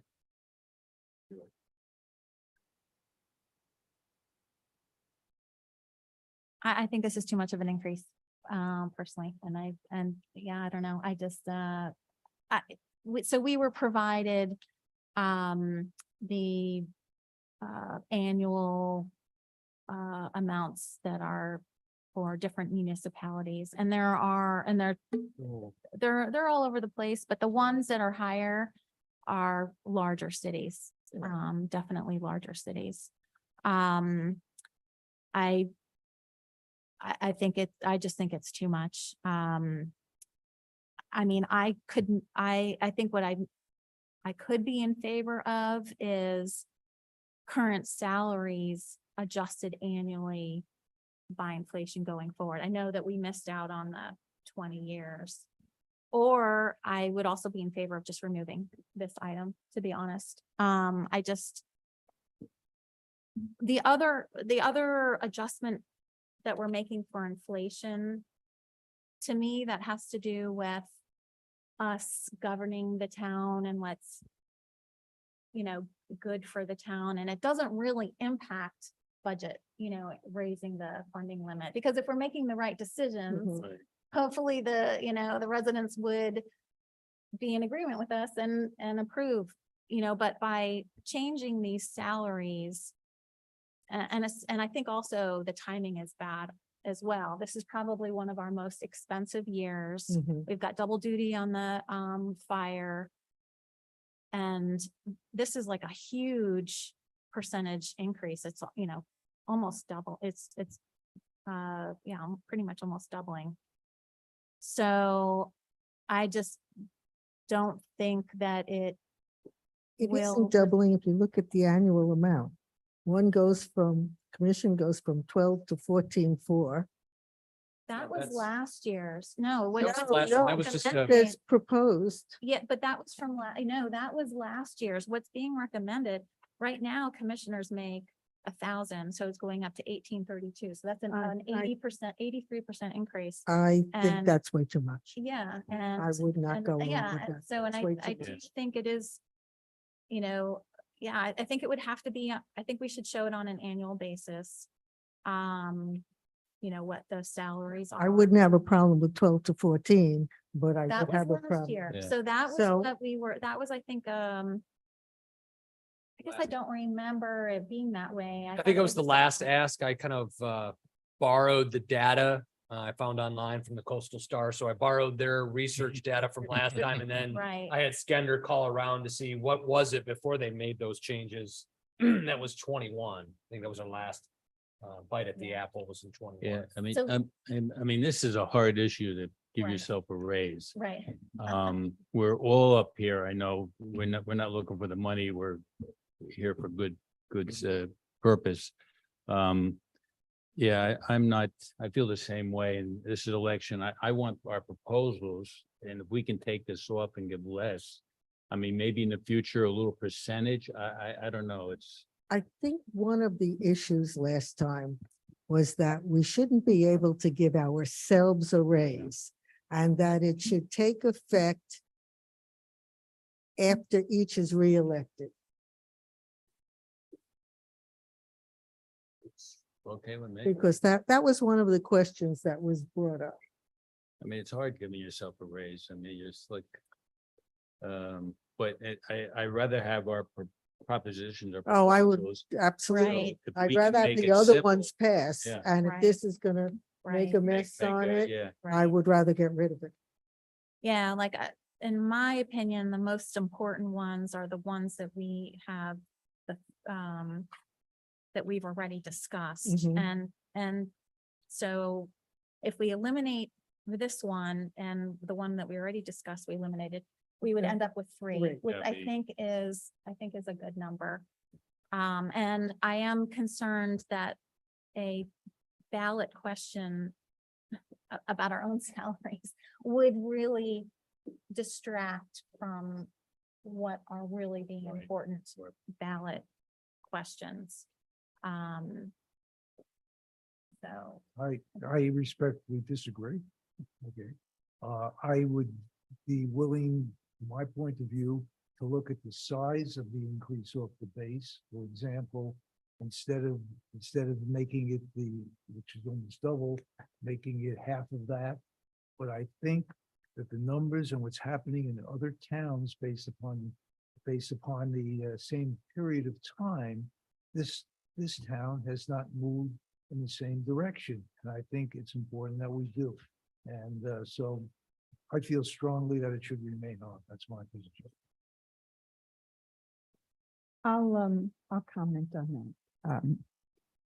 I don't think when we look at other towns and comment was made that we're not as large, that doesn't mean that our work is less. We have a vibrant town with extraordinary services. And we undertake valued and extraordinary projects, and we do so successfully. And we do it in a professional manner. So I don't think that argument holds water. If it makes sense, if we are every year reviewing salaries and compensation of our staff, that we do so considering the comparative price in the marketplace, and we don't reduce it or restrict it because of the size of who we are. I think perhaps in speaking about what we are to receive, maybe there's some embarrassment or some personal limitation on that. But I think from a perspective, I think it's fine, it's warranted, it's consistent with how we're doing the funding right across the board. However, having said that, I think that it certainly would be acceptable, as Commissioner Peace brought out, that it run with new elections. But we have 3 on the commission now and the mayor that are coming up for reelection. It would not affect some, it would affect others, but it wouldn't look as personal, self-serving. And that may satisfy everyone if we're looking to have a collaborative response to it. But I think it is warranted. It shouldn't be omitted. And we shouldn't be embarrassed by the work and the effort that we do. We're all very diligent about the work we do here, very professional, based on who we are, our background and experience and education. And that shouldn't be diminished. As far as how much, that again, if we don't want to apply the CPI as we've done in other avenues, and we do it with our staff, otherwise, I would be amenable to that, so that we have a consensus. But I think it should remain on the ballot with those limitations.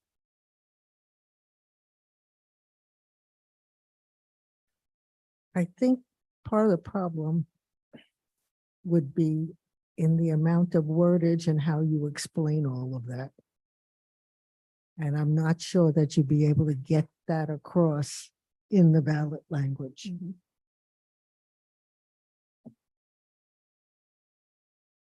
Now, if we could get it across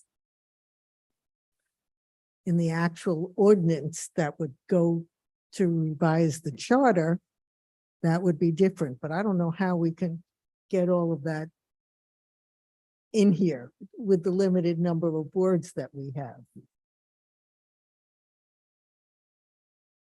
I think it would be challenging. I think this is your hardest question to get the public to support. I really do. I think it's harder than the charter one. At least that you, as you see it out in the community, if you spend time in your research articles, when people do it, it's a hard sell, justified, but a difficult sell Mhm. for the general people that aren't gonna pay attention. How do we convince them more is needed without them using their own adjectives and descriptions of that action? And you could even go back to that on a bigger scale. Congress has a hard time giving themselves raises, and they can get away with just about anything. They have a hard time giving themselves a raise. So it's a challenge. It's a difficult one that to communicate it to the public. And it could be the question that clouds the ballot too. That holds the voter more so than the other ones. It could. I'm not saying that it does, but it could do that. So we'd have to navigate, but to thread the needle very carefully to move this forward, how we communicate it, how do we assure people they understand it? Some of the changes you've discussed help, but it is very difficult. There was a woman maybe 2 meetings ago who said we should do it for nothing.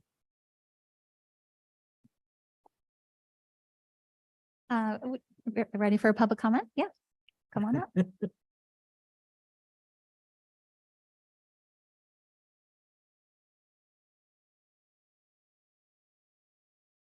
This one I think is, it's not really a worth question. It's more like a philosophical question. And I know I've had disagreements with Commissioner Stern on this one before, and it's rare that we have disagreements, but this was one. I mean, I look at this position, first of all, I know that you guys, to do a good job as a commission is a phenomenal amount of reading, meetings, everything else. So that's not the issue, and I applaud all the effort that you've put in. Philosophically, though, I regard this at most of the towns, at least initially, as this started up. And there are towns in our area, there are quite a few actually, where Mhm. commissioners work for $1 or zero. So I look at this as more of a kind of voluntary kind of position than like a paid political position. I know from my own experience, I'm sure many of you have had it too. I've served on not-for-profit boards of directors with lots of reading and lots of minutes, and it was free. I mean, it was a volunteer Mhm. service. And these were organizations whose budget was magnitudes greater than the budget of Highland Beach. So it's not really a question of, gee, if we look at your hourly rate, I mean, you guys are making peanuts. But I don't know that that's the way it should be looked at necessarily.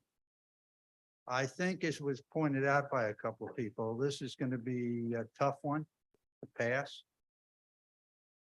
I think that if people do look at all the schedules of what commissioners are paid in many communities around, certainly there are some communities where they make significantly more.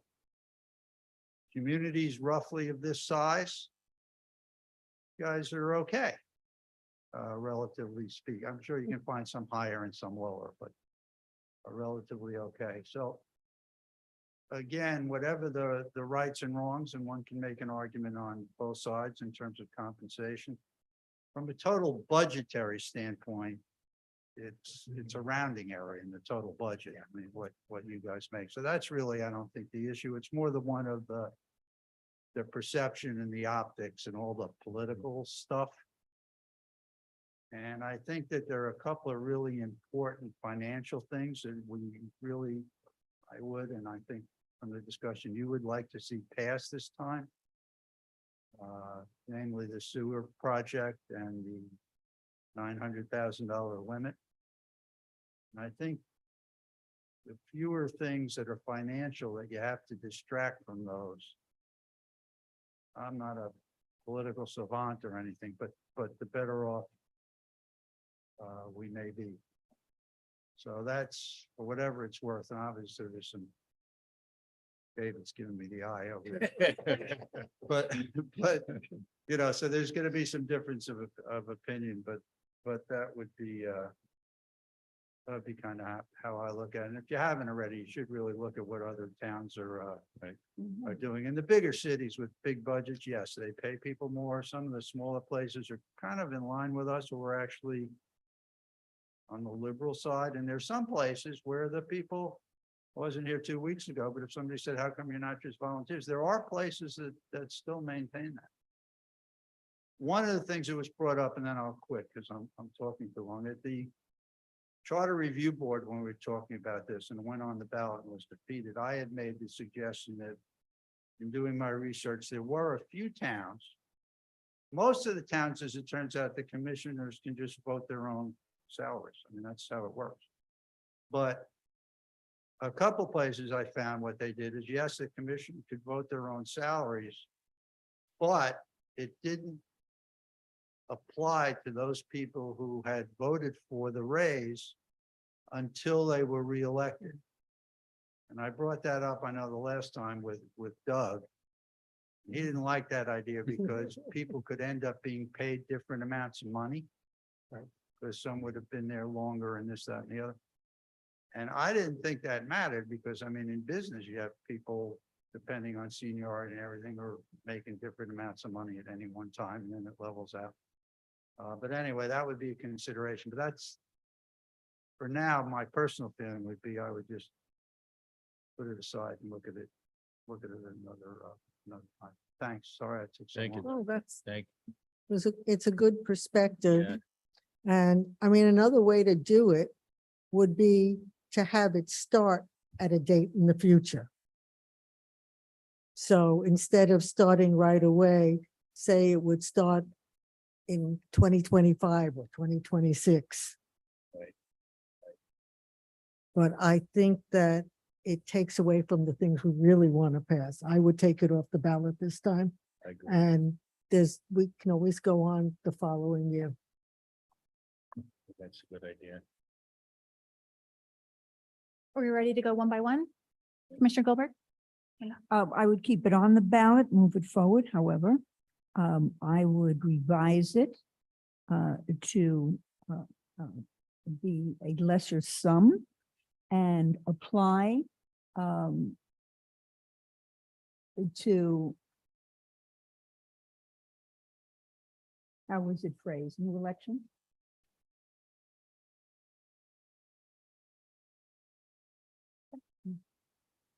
So the verbiage, I'm not giving you specifics. But generally, that's my position. Yeah, I mean, it's tough, voting for your own raise, especially with everybody's getting these assessments and all the condos and I'm worried about the rest of the, projects we're doing. Just like the doctor said, I think it takes it off, and I'm for taking it off completely. I'm for removing it at this time. It can always be revisited at a later date, but I would not put it on this same ballot. And I'm for removing it as well. I really feel that the other 3 ballot questions are just of such importance, and I really don't want to distract it any voter attention from what's really important for the town. My position is that I'm against removing it unless this commission agrees that it would be reintroduced at the following election, because it seems to me that the largest objections are not putting it on because it will interfere with the other items.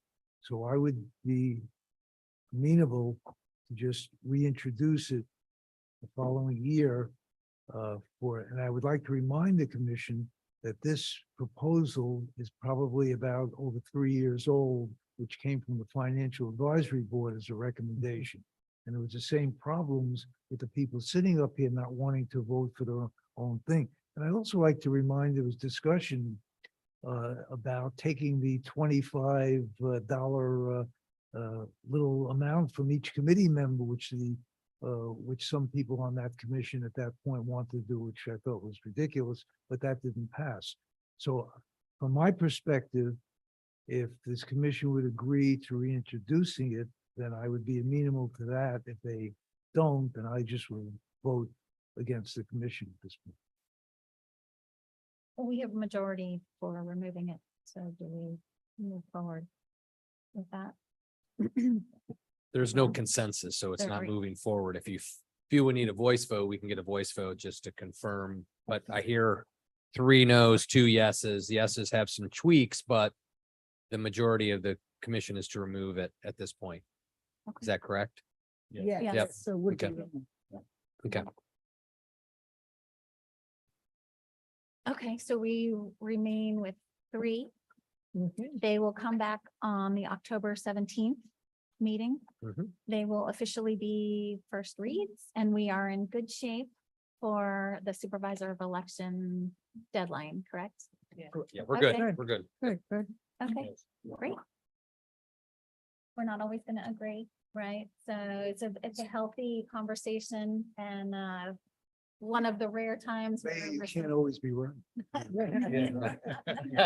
But it's a healthy discussion and Absolutely, I respect, absolutely. each and every one of my I'm still fellow I'm still commissioners. gonna love So, but really good discussion, really good, healthy discussion. Okay, moving on to item 11, new business. Approve and authorize the second draw of the Synovus Bank loan in the amount of $4,997,900 as forecasted, planned and budget for fiscal year 2023-2024 to complete the construction phase of the fire rescue project and authorize the town staff to execute the certificate relevant to the draw. So. Can I have some money, please? Yeah, this would be the second and final draw. So this would give us all the necessary monies to make the last push through final construction. So this is our last draw. David made a good point. Somebody might say, why don't we break this into 2 draws to save interest expense? But the money we hold momentarily is earning more than the interest rate. So it's not really, doesn't hurt us financially either direction for the limited time that we have the money and are going to expend it out. So. I thought we had no choice. I thought when we set this up, we had to do this. No, we could draw as much Okay. as we want. The bank would probably get upset if we did it weekly, but you could do it like a monthly draw. You could do it. But at this point, it's cleaner, bring it in, move it over. We have the dollars and then we just start moving that and we'll start paying in May, I think would be the first interest prince. Is it May and November? March. So March and November would be the interest and principal payments on that amortization schedule and we're good to go. Okay, and I mean, not that we're gonna have money left over. My understanding also was if for some reason there was a lot left over, we can could prepay it actually, we could prepay it and there. in whole or in partiality. So that's great. We It did was a a good great job loan, getting right? this loan now that you look at it. That we can prepay it at any point in time in little sums, full sums, semi-annually, monthly. It's a pretty flexible instrument for us. So if we move forward and we want to buy it down early, we have that ability without penalty. So It's a great loan. It's Yeah. 3.26% annual interest. Wow. The commission architected it so well that there was no cost while they kept it open for this period of time until we needed it. This is the second draw, because if you recall, we had to draw down for closing costs. We had to pay $52,100 as a closing cost.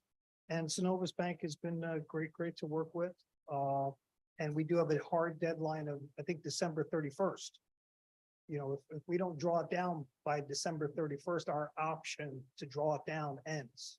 You know what I mean? So at the end of the day, the staff recommends, let's just pull it in right now. Construction is going to be ramping. It's already ramping up, but a lot of those invoices will be coming in and we'll be ready. I think especially in light of the fact that we'd have to take it by the end of December anyway, we might as well do it now. It makes no sense Yeah. to revisit this. Any other discussion? No? Okay, could we have a motion, please?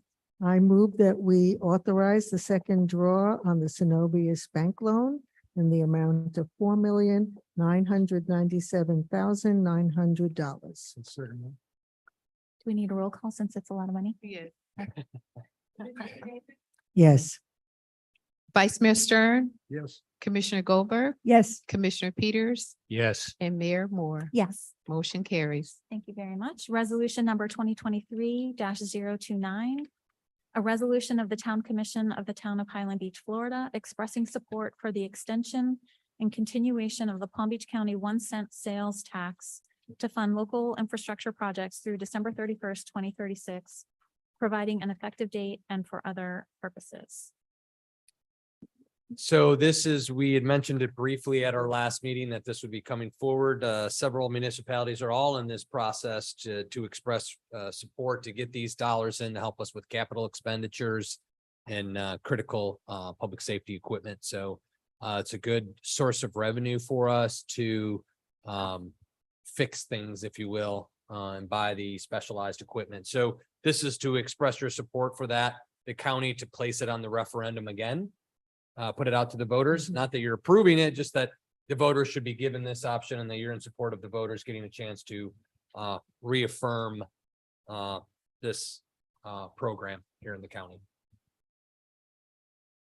We've gotten about what, 1.8 million? I think it's what it says in there. I guess I could look down at it, but yeah, 1.8 million we've collected. So that's it's a good sum of money that allows us to, you know, all of our fleet cameras, hardened equipment, fences, structures, bridges, roads. We do all that one-off stuff with these dollars. So it is really helpful. has that been consistent, the amount every year? It goes up. I mean, it slowed down that first year of COVID. We got like, 230 and then boom, the Palm Beach became the hot spot again and we're up into the, 370, 380. So as long as people are visiting and spending those dollars, our amount or share, of course, comes up with that. So does it for the school and the county too. So those other places do derive a lot of benefit from it as well. I really don't see a downside at all. I would support it. Yeah, there doesn't seem to be any There's no downside, right? I downside. mean, No, Again, that's the discretionary sales tax, we call it in our budgeting process. So every year you'll see, basically we tie that to the CIP, which is Right. forthcoming. I got the final draft here that we'll be sharing here over the next couple of days with y'all. But those are the type of projects that could come into these dollars. So it's great for us to have that, the water and sewer fund have their, reserves, if you will. This allows the general fund, which is your public safety fund, in our general facilities to have a backstop for bathrooms, walls. We're gonna fix the library, sewer lead, the fence on the side that got collapsed, all those little projects we were able to pick up with that. Well, if there's no more discussion, we could have a motion. I move we approve resolution number 2023-029. Seconded? Do you need a roll call on this? Yes. Commissioner Goldberg, Yes, Commissioner Peters. yes. Vice Mayor Stern. Yes. And Mayor Moore. Yes. Motion carries. Okay, thank you very much. Moving along to Town Commission comments, Commissioner Goldberg. well, we had a very spirited meeting today and great success. I think we're landing up with three solid referendums. And I think that the way that the language has been perfected, it has every opportunity to be greeted successfully by the public. That's all I have today. Or I will be attending the Florida League of Cities Legislative Committee this week, and I'll be happy to report back in 2 weeks. Thank you. Yeah, I think we had a great discussion and I like the three referendums we left with. And I just like to say that if anybody, I like to hear from anybody out there. We like to hear whether you disagree, want to change something. We're here to listen to you. So please come up and tell us. Thank you. I agree with what has been said, and other than that, I have nothing. Very good discussions. Thank you. And I have nothing to add. Thank you. So with the high tides that we have, the Bell Lido neighborhood, the streets get underwater. There's quite a lot of flooding. Is there anything that can be done? I thought we had done something to, Yes, yes and no, and yes, there could be more. So yes is we've put in the basically backflow preventers that's what, to keep the king tide from surcharging the road storm system. However, when that happens, it can't drain the roads out at the same time. So if we get a lot of heavy rain and king tide, it's kind of the double whammy. The water's gonna sit longer because we're gonna get saturated and the natural storm system isn't allowed to get the water out. So it's gonna hold longer. I think that in the future, some improvements we can make. I think we could raise the road elevations, change the crown slightly on the road to kind of at least push it off into what remains. That some folks have ditches, don't have ditches, but those are some minor tweaks I think that we could do a better job with down the road, recognizing that sea level change is occurring. King tides are a little bit stronger. Rains are at the same time that are stronger and flashier, are going to create these conditions. And then how do we do that? Because that's in our vulnerability assessment. We need to start working on these things. But right now, Bellito you're going to have a lot of water until. but it wasn't rain, so it happens without there being rain. Well, Like, that's because it shouldn't. like it happened today at 1 o'clock. Bell Lido, you want to come? Well, we don't have it's not the greatest storm system out there too. I mean, there's. Oh, you did it now. You gotta get to the microphone. Well, I guess We keep an eye on it, but yeah, it's pretty tough. bad. Today it was bad at 1 o'clock. No, it hadn't rained yet. I mean, I don't know if it's gonna rain later tonight, but it happens without, it seems like it's just the tide that's coming up. And I wasn't sure if, is that gonna require a referendum at some point? Is that gonna exceed that? That's gonna be, you think, salary increases is a tough referendum. Try to sell a storm system improvement in Bellito across townwide is gonna be a tricky one to sell as well. But we're taking a look at that. We're making incremental improvements year to year, improve the storms. But Yeah, so if the town staff can look at Bellito, mostly it's Bellito Drive, but the intersection of Tranquility and Bellito, that's kind of bad, but Bellito Drive gets really bad. by Ann Roy's house right there, that intersection gets bad. yes. That gets really bad right Oh, there. no, not Further down. that gets flooded, but further down Bellito, between Bellito and Intracoastal. And they're actually in front of the former Vice Mayor Oh, Greg right, Bobby's Greg's house. Okay. It gets really bad, like almost you wonder if a Corvette, I don't know, a Corvette might have trouble getting through that area, but if you wanted to say something. Yeah, I mean, I think you've covered it. I think what it is that one intersection now, which is at Bellito and Tranquility, basically is backing up at the King Tide, independent of the rain. And what it needs is one of those valves that prevents the water from. We haven't coming got to back that up. one yet. I'll check with Pat. I'll check with him. There are some in the development, and I think that area is fixed, but I think I That one's could the be last- wrong, so check with Pat, Yep. but I think it was one of those piecemeal project type things. We're gonna put one in, we'll see how it goes. So I think there may be one in a different part of the development, but not there. If there Okay. is none there, then that would probably fix it. I'll check it out. Yeah, so he's referring to the intersection of Tranquility and Bellito, but further west on Bellito, it's really bad. And I don't know what that is. I don't know if there's yeah, We'll it take a was look at really it. bad. If they Some of can the look guys at out- high yep. tide, if specifically look at high tide, then I think that would be important. We received an email today about Milani Park and an idea on how to possibly put up more resistance about Milani Park. So I just thought maybe, so we could discuss maybe next steps, some initial ideas about Milani Park. So we have a public meeting coming up February 1st at 6 p.m. that will be here in this room. And I had explained previously that Marshall and I met with Commissioner Woodward and some members of her staff and members of the Parks and Recreation of the county. And of course, we received that letter that said that they, giving us their intent that they plan to move forward.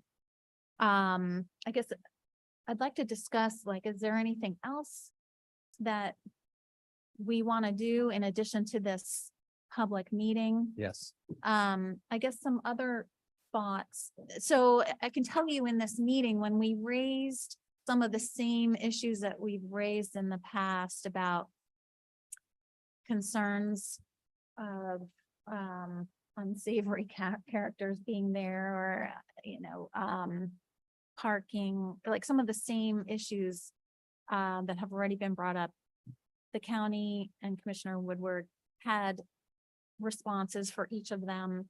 Also with respect to that it's not really a very swimmable area because of the Yamato Rock and all the coral, and the quick response was, well, all beaches have their own special characteristics. I mean, they had a response for everything and left the meeting still firm on intending to move forward with the park.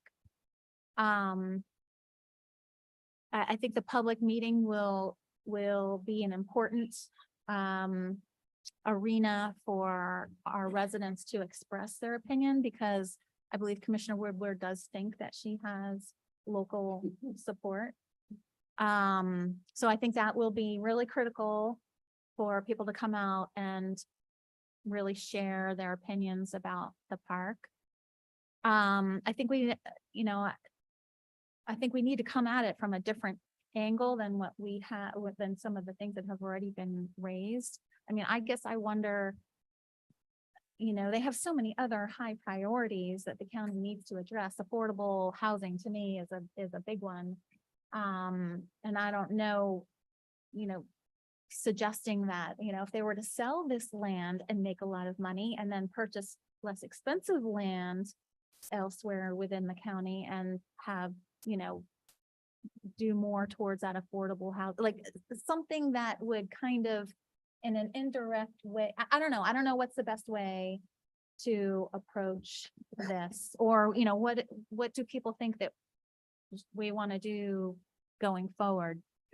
If I could real quickly, because I know, I think this becomes a standing item and we start our educational campaign with our residents on this topic on a meeting to meeting basis.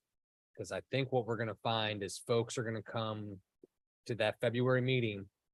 And I know the mayor's had this, and I'm sure each of you is, why don't you just tell them no, they can't do it. Well, we got to tell the story that there's a settlement agreement. We're not party to it. It's been going on since 1987.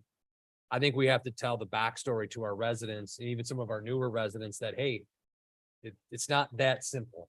And I think I've gotten a few phone calls from folks out there, so I appreciate it. The town, I think you need to tell me what you want the company line to be. Right now is we don't want the park. Everybody needs to know we don't want the park. I don't care what anyone says. We don't want the park.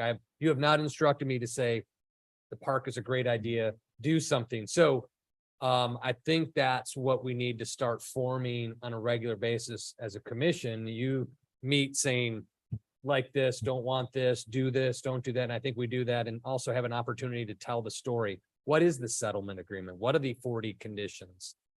Because the mayor's correct. They have an answer for everything.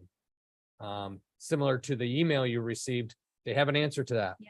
They have an answer that, oh, if it's just green space, it's better for the environment. It's better that it helps store water in the area and they're going to better for habitat. They're going to come up with, they're prepared. And you're right. They are quite firm that they're building a park. Doesn't mean we want the park.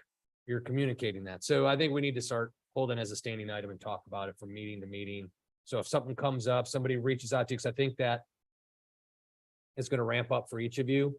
As soon as everyone starts showing up in mass from season, they're gonna be, what's this? How is that? How could you support this? Why would you say, okay? No, no, no, no, no. There's more to it. Like all the other issues, no one pays attention to the very end. So we just want to make sure we're educating the public, giving them the opportunity to come in and make comment on it too. So we start bringing people back in. Yeah, based on what the mayor said, it sounds to me as if every response is just dismissive. It's basically, we don't care what you think, and oh, by the way. I think that we need to explore every avenue that comes up to us. Some may work, some may not work, but you don't know till you explore it. I do know that climate change and dealing with ecological issues is a hot button issue right now. And I think it should be explored. And I don't care what the county says, because of course they're going to say that. You wouldn't expect them to say anything else, which means you don't take their answers as a given. I would be just as dismissive of their answers as they are of us.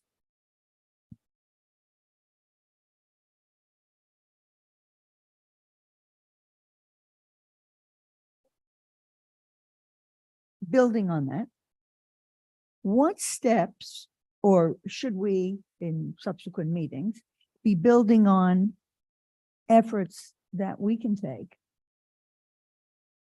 to build the case? Whether it be from, from climate change perspective, looking at the rock, the safety issues, the environmental issues, the bodies on that, on the beach, the effect on contiguous plots, and the safety issue.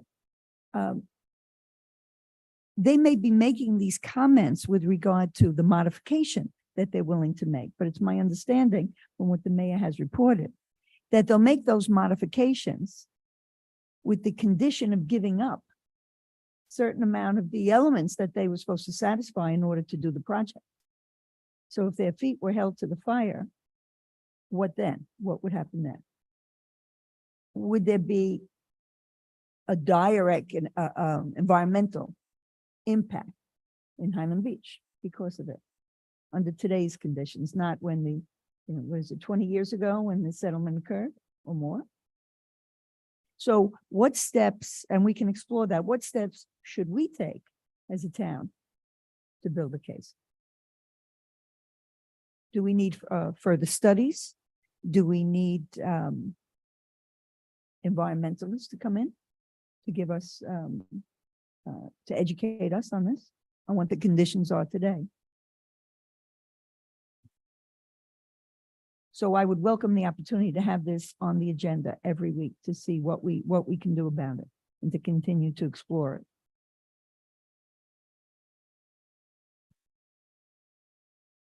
I agree.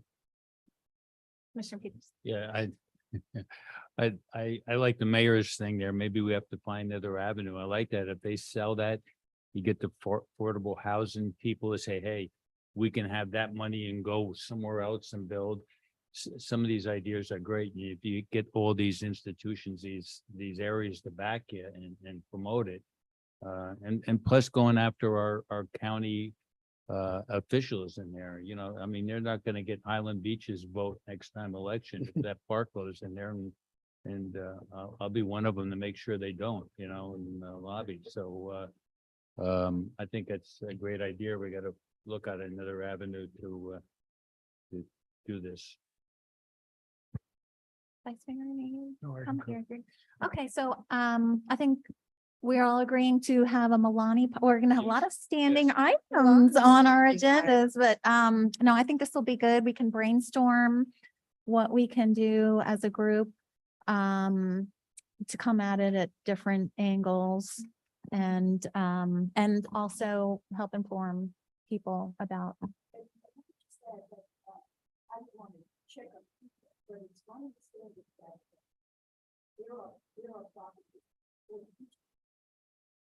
That the county is considering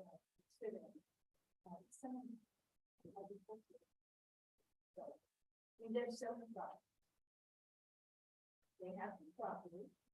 It's not, as if the money is getting, that the county does not go, county property for other people. Right. Oh, so you're saying like, yes, sell Why not this this? for another purpose. Right. There's swaps all that are happening all over. Right. Yep. And it's a matter of share of the location. Why?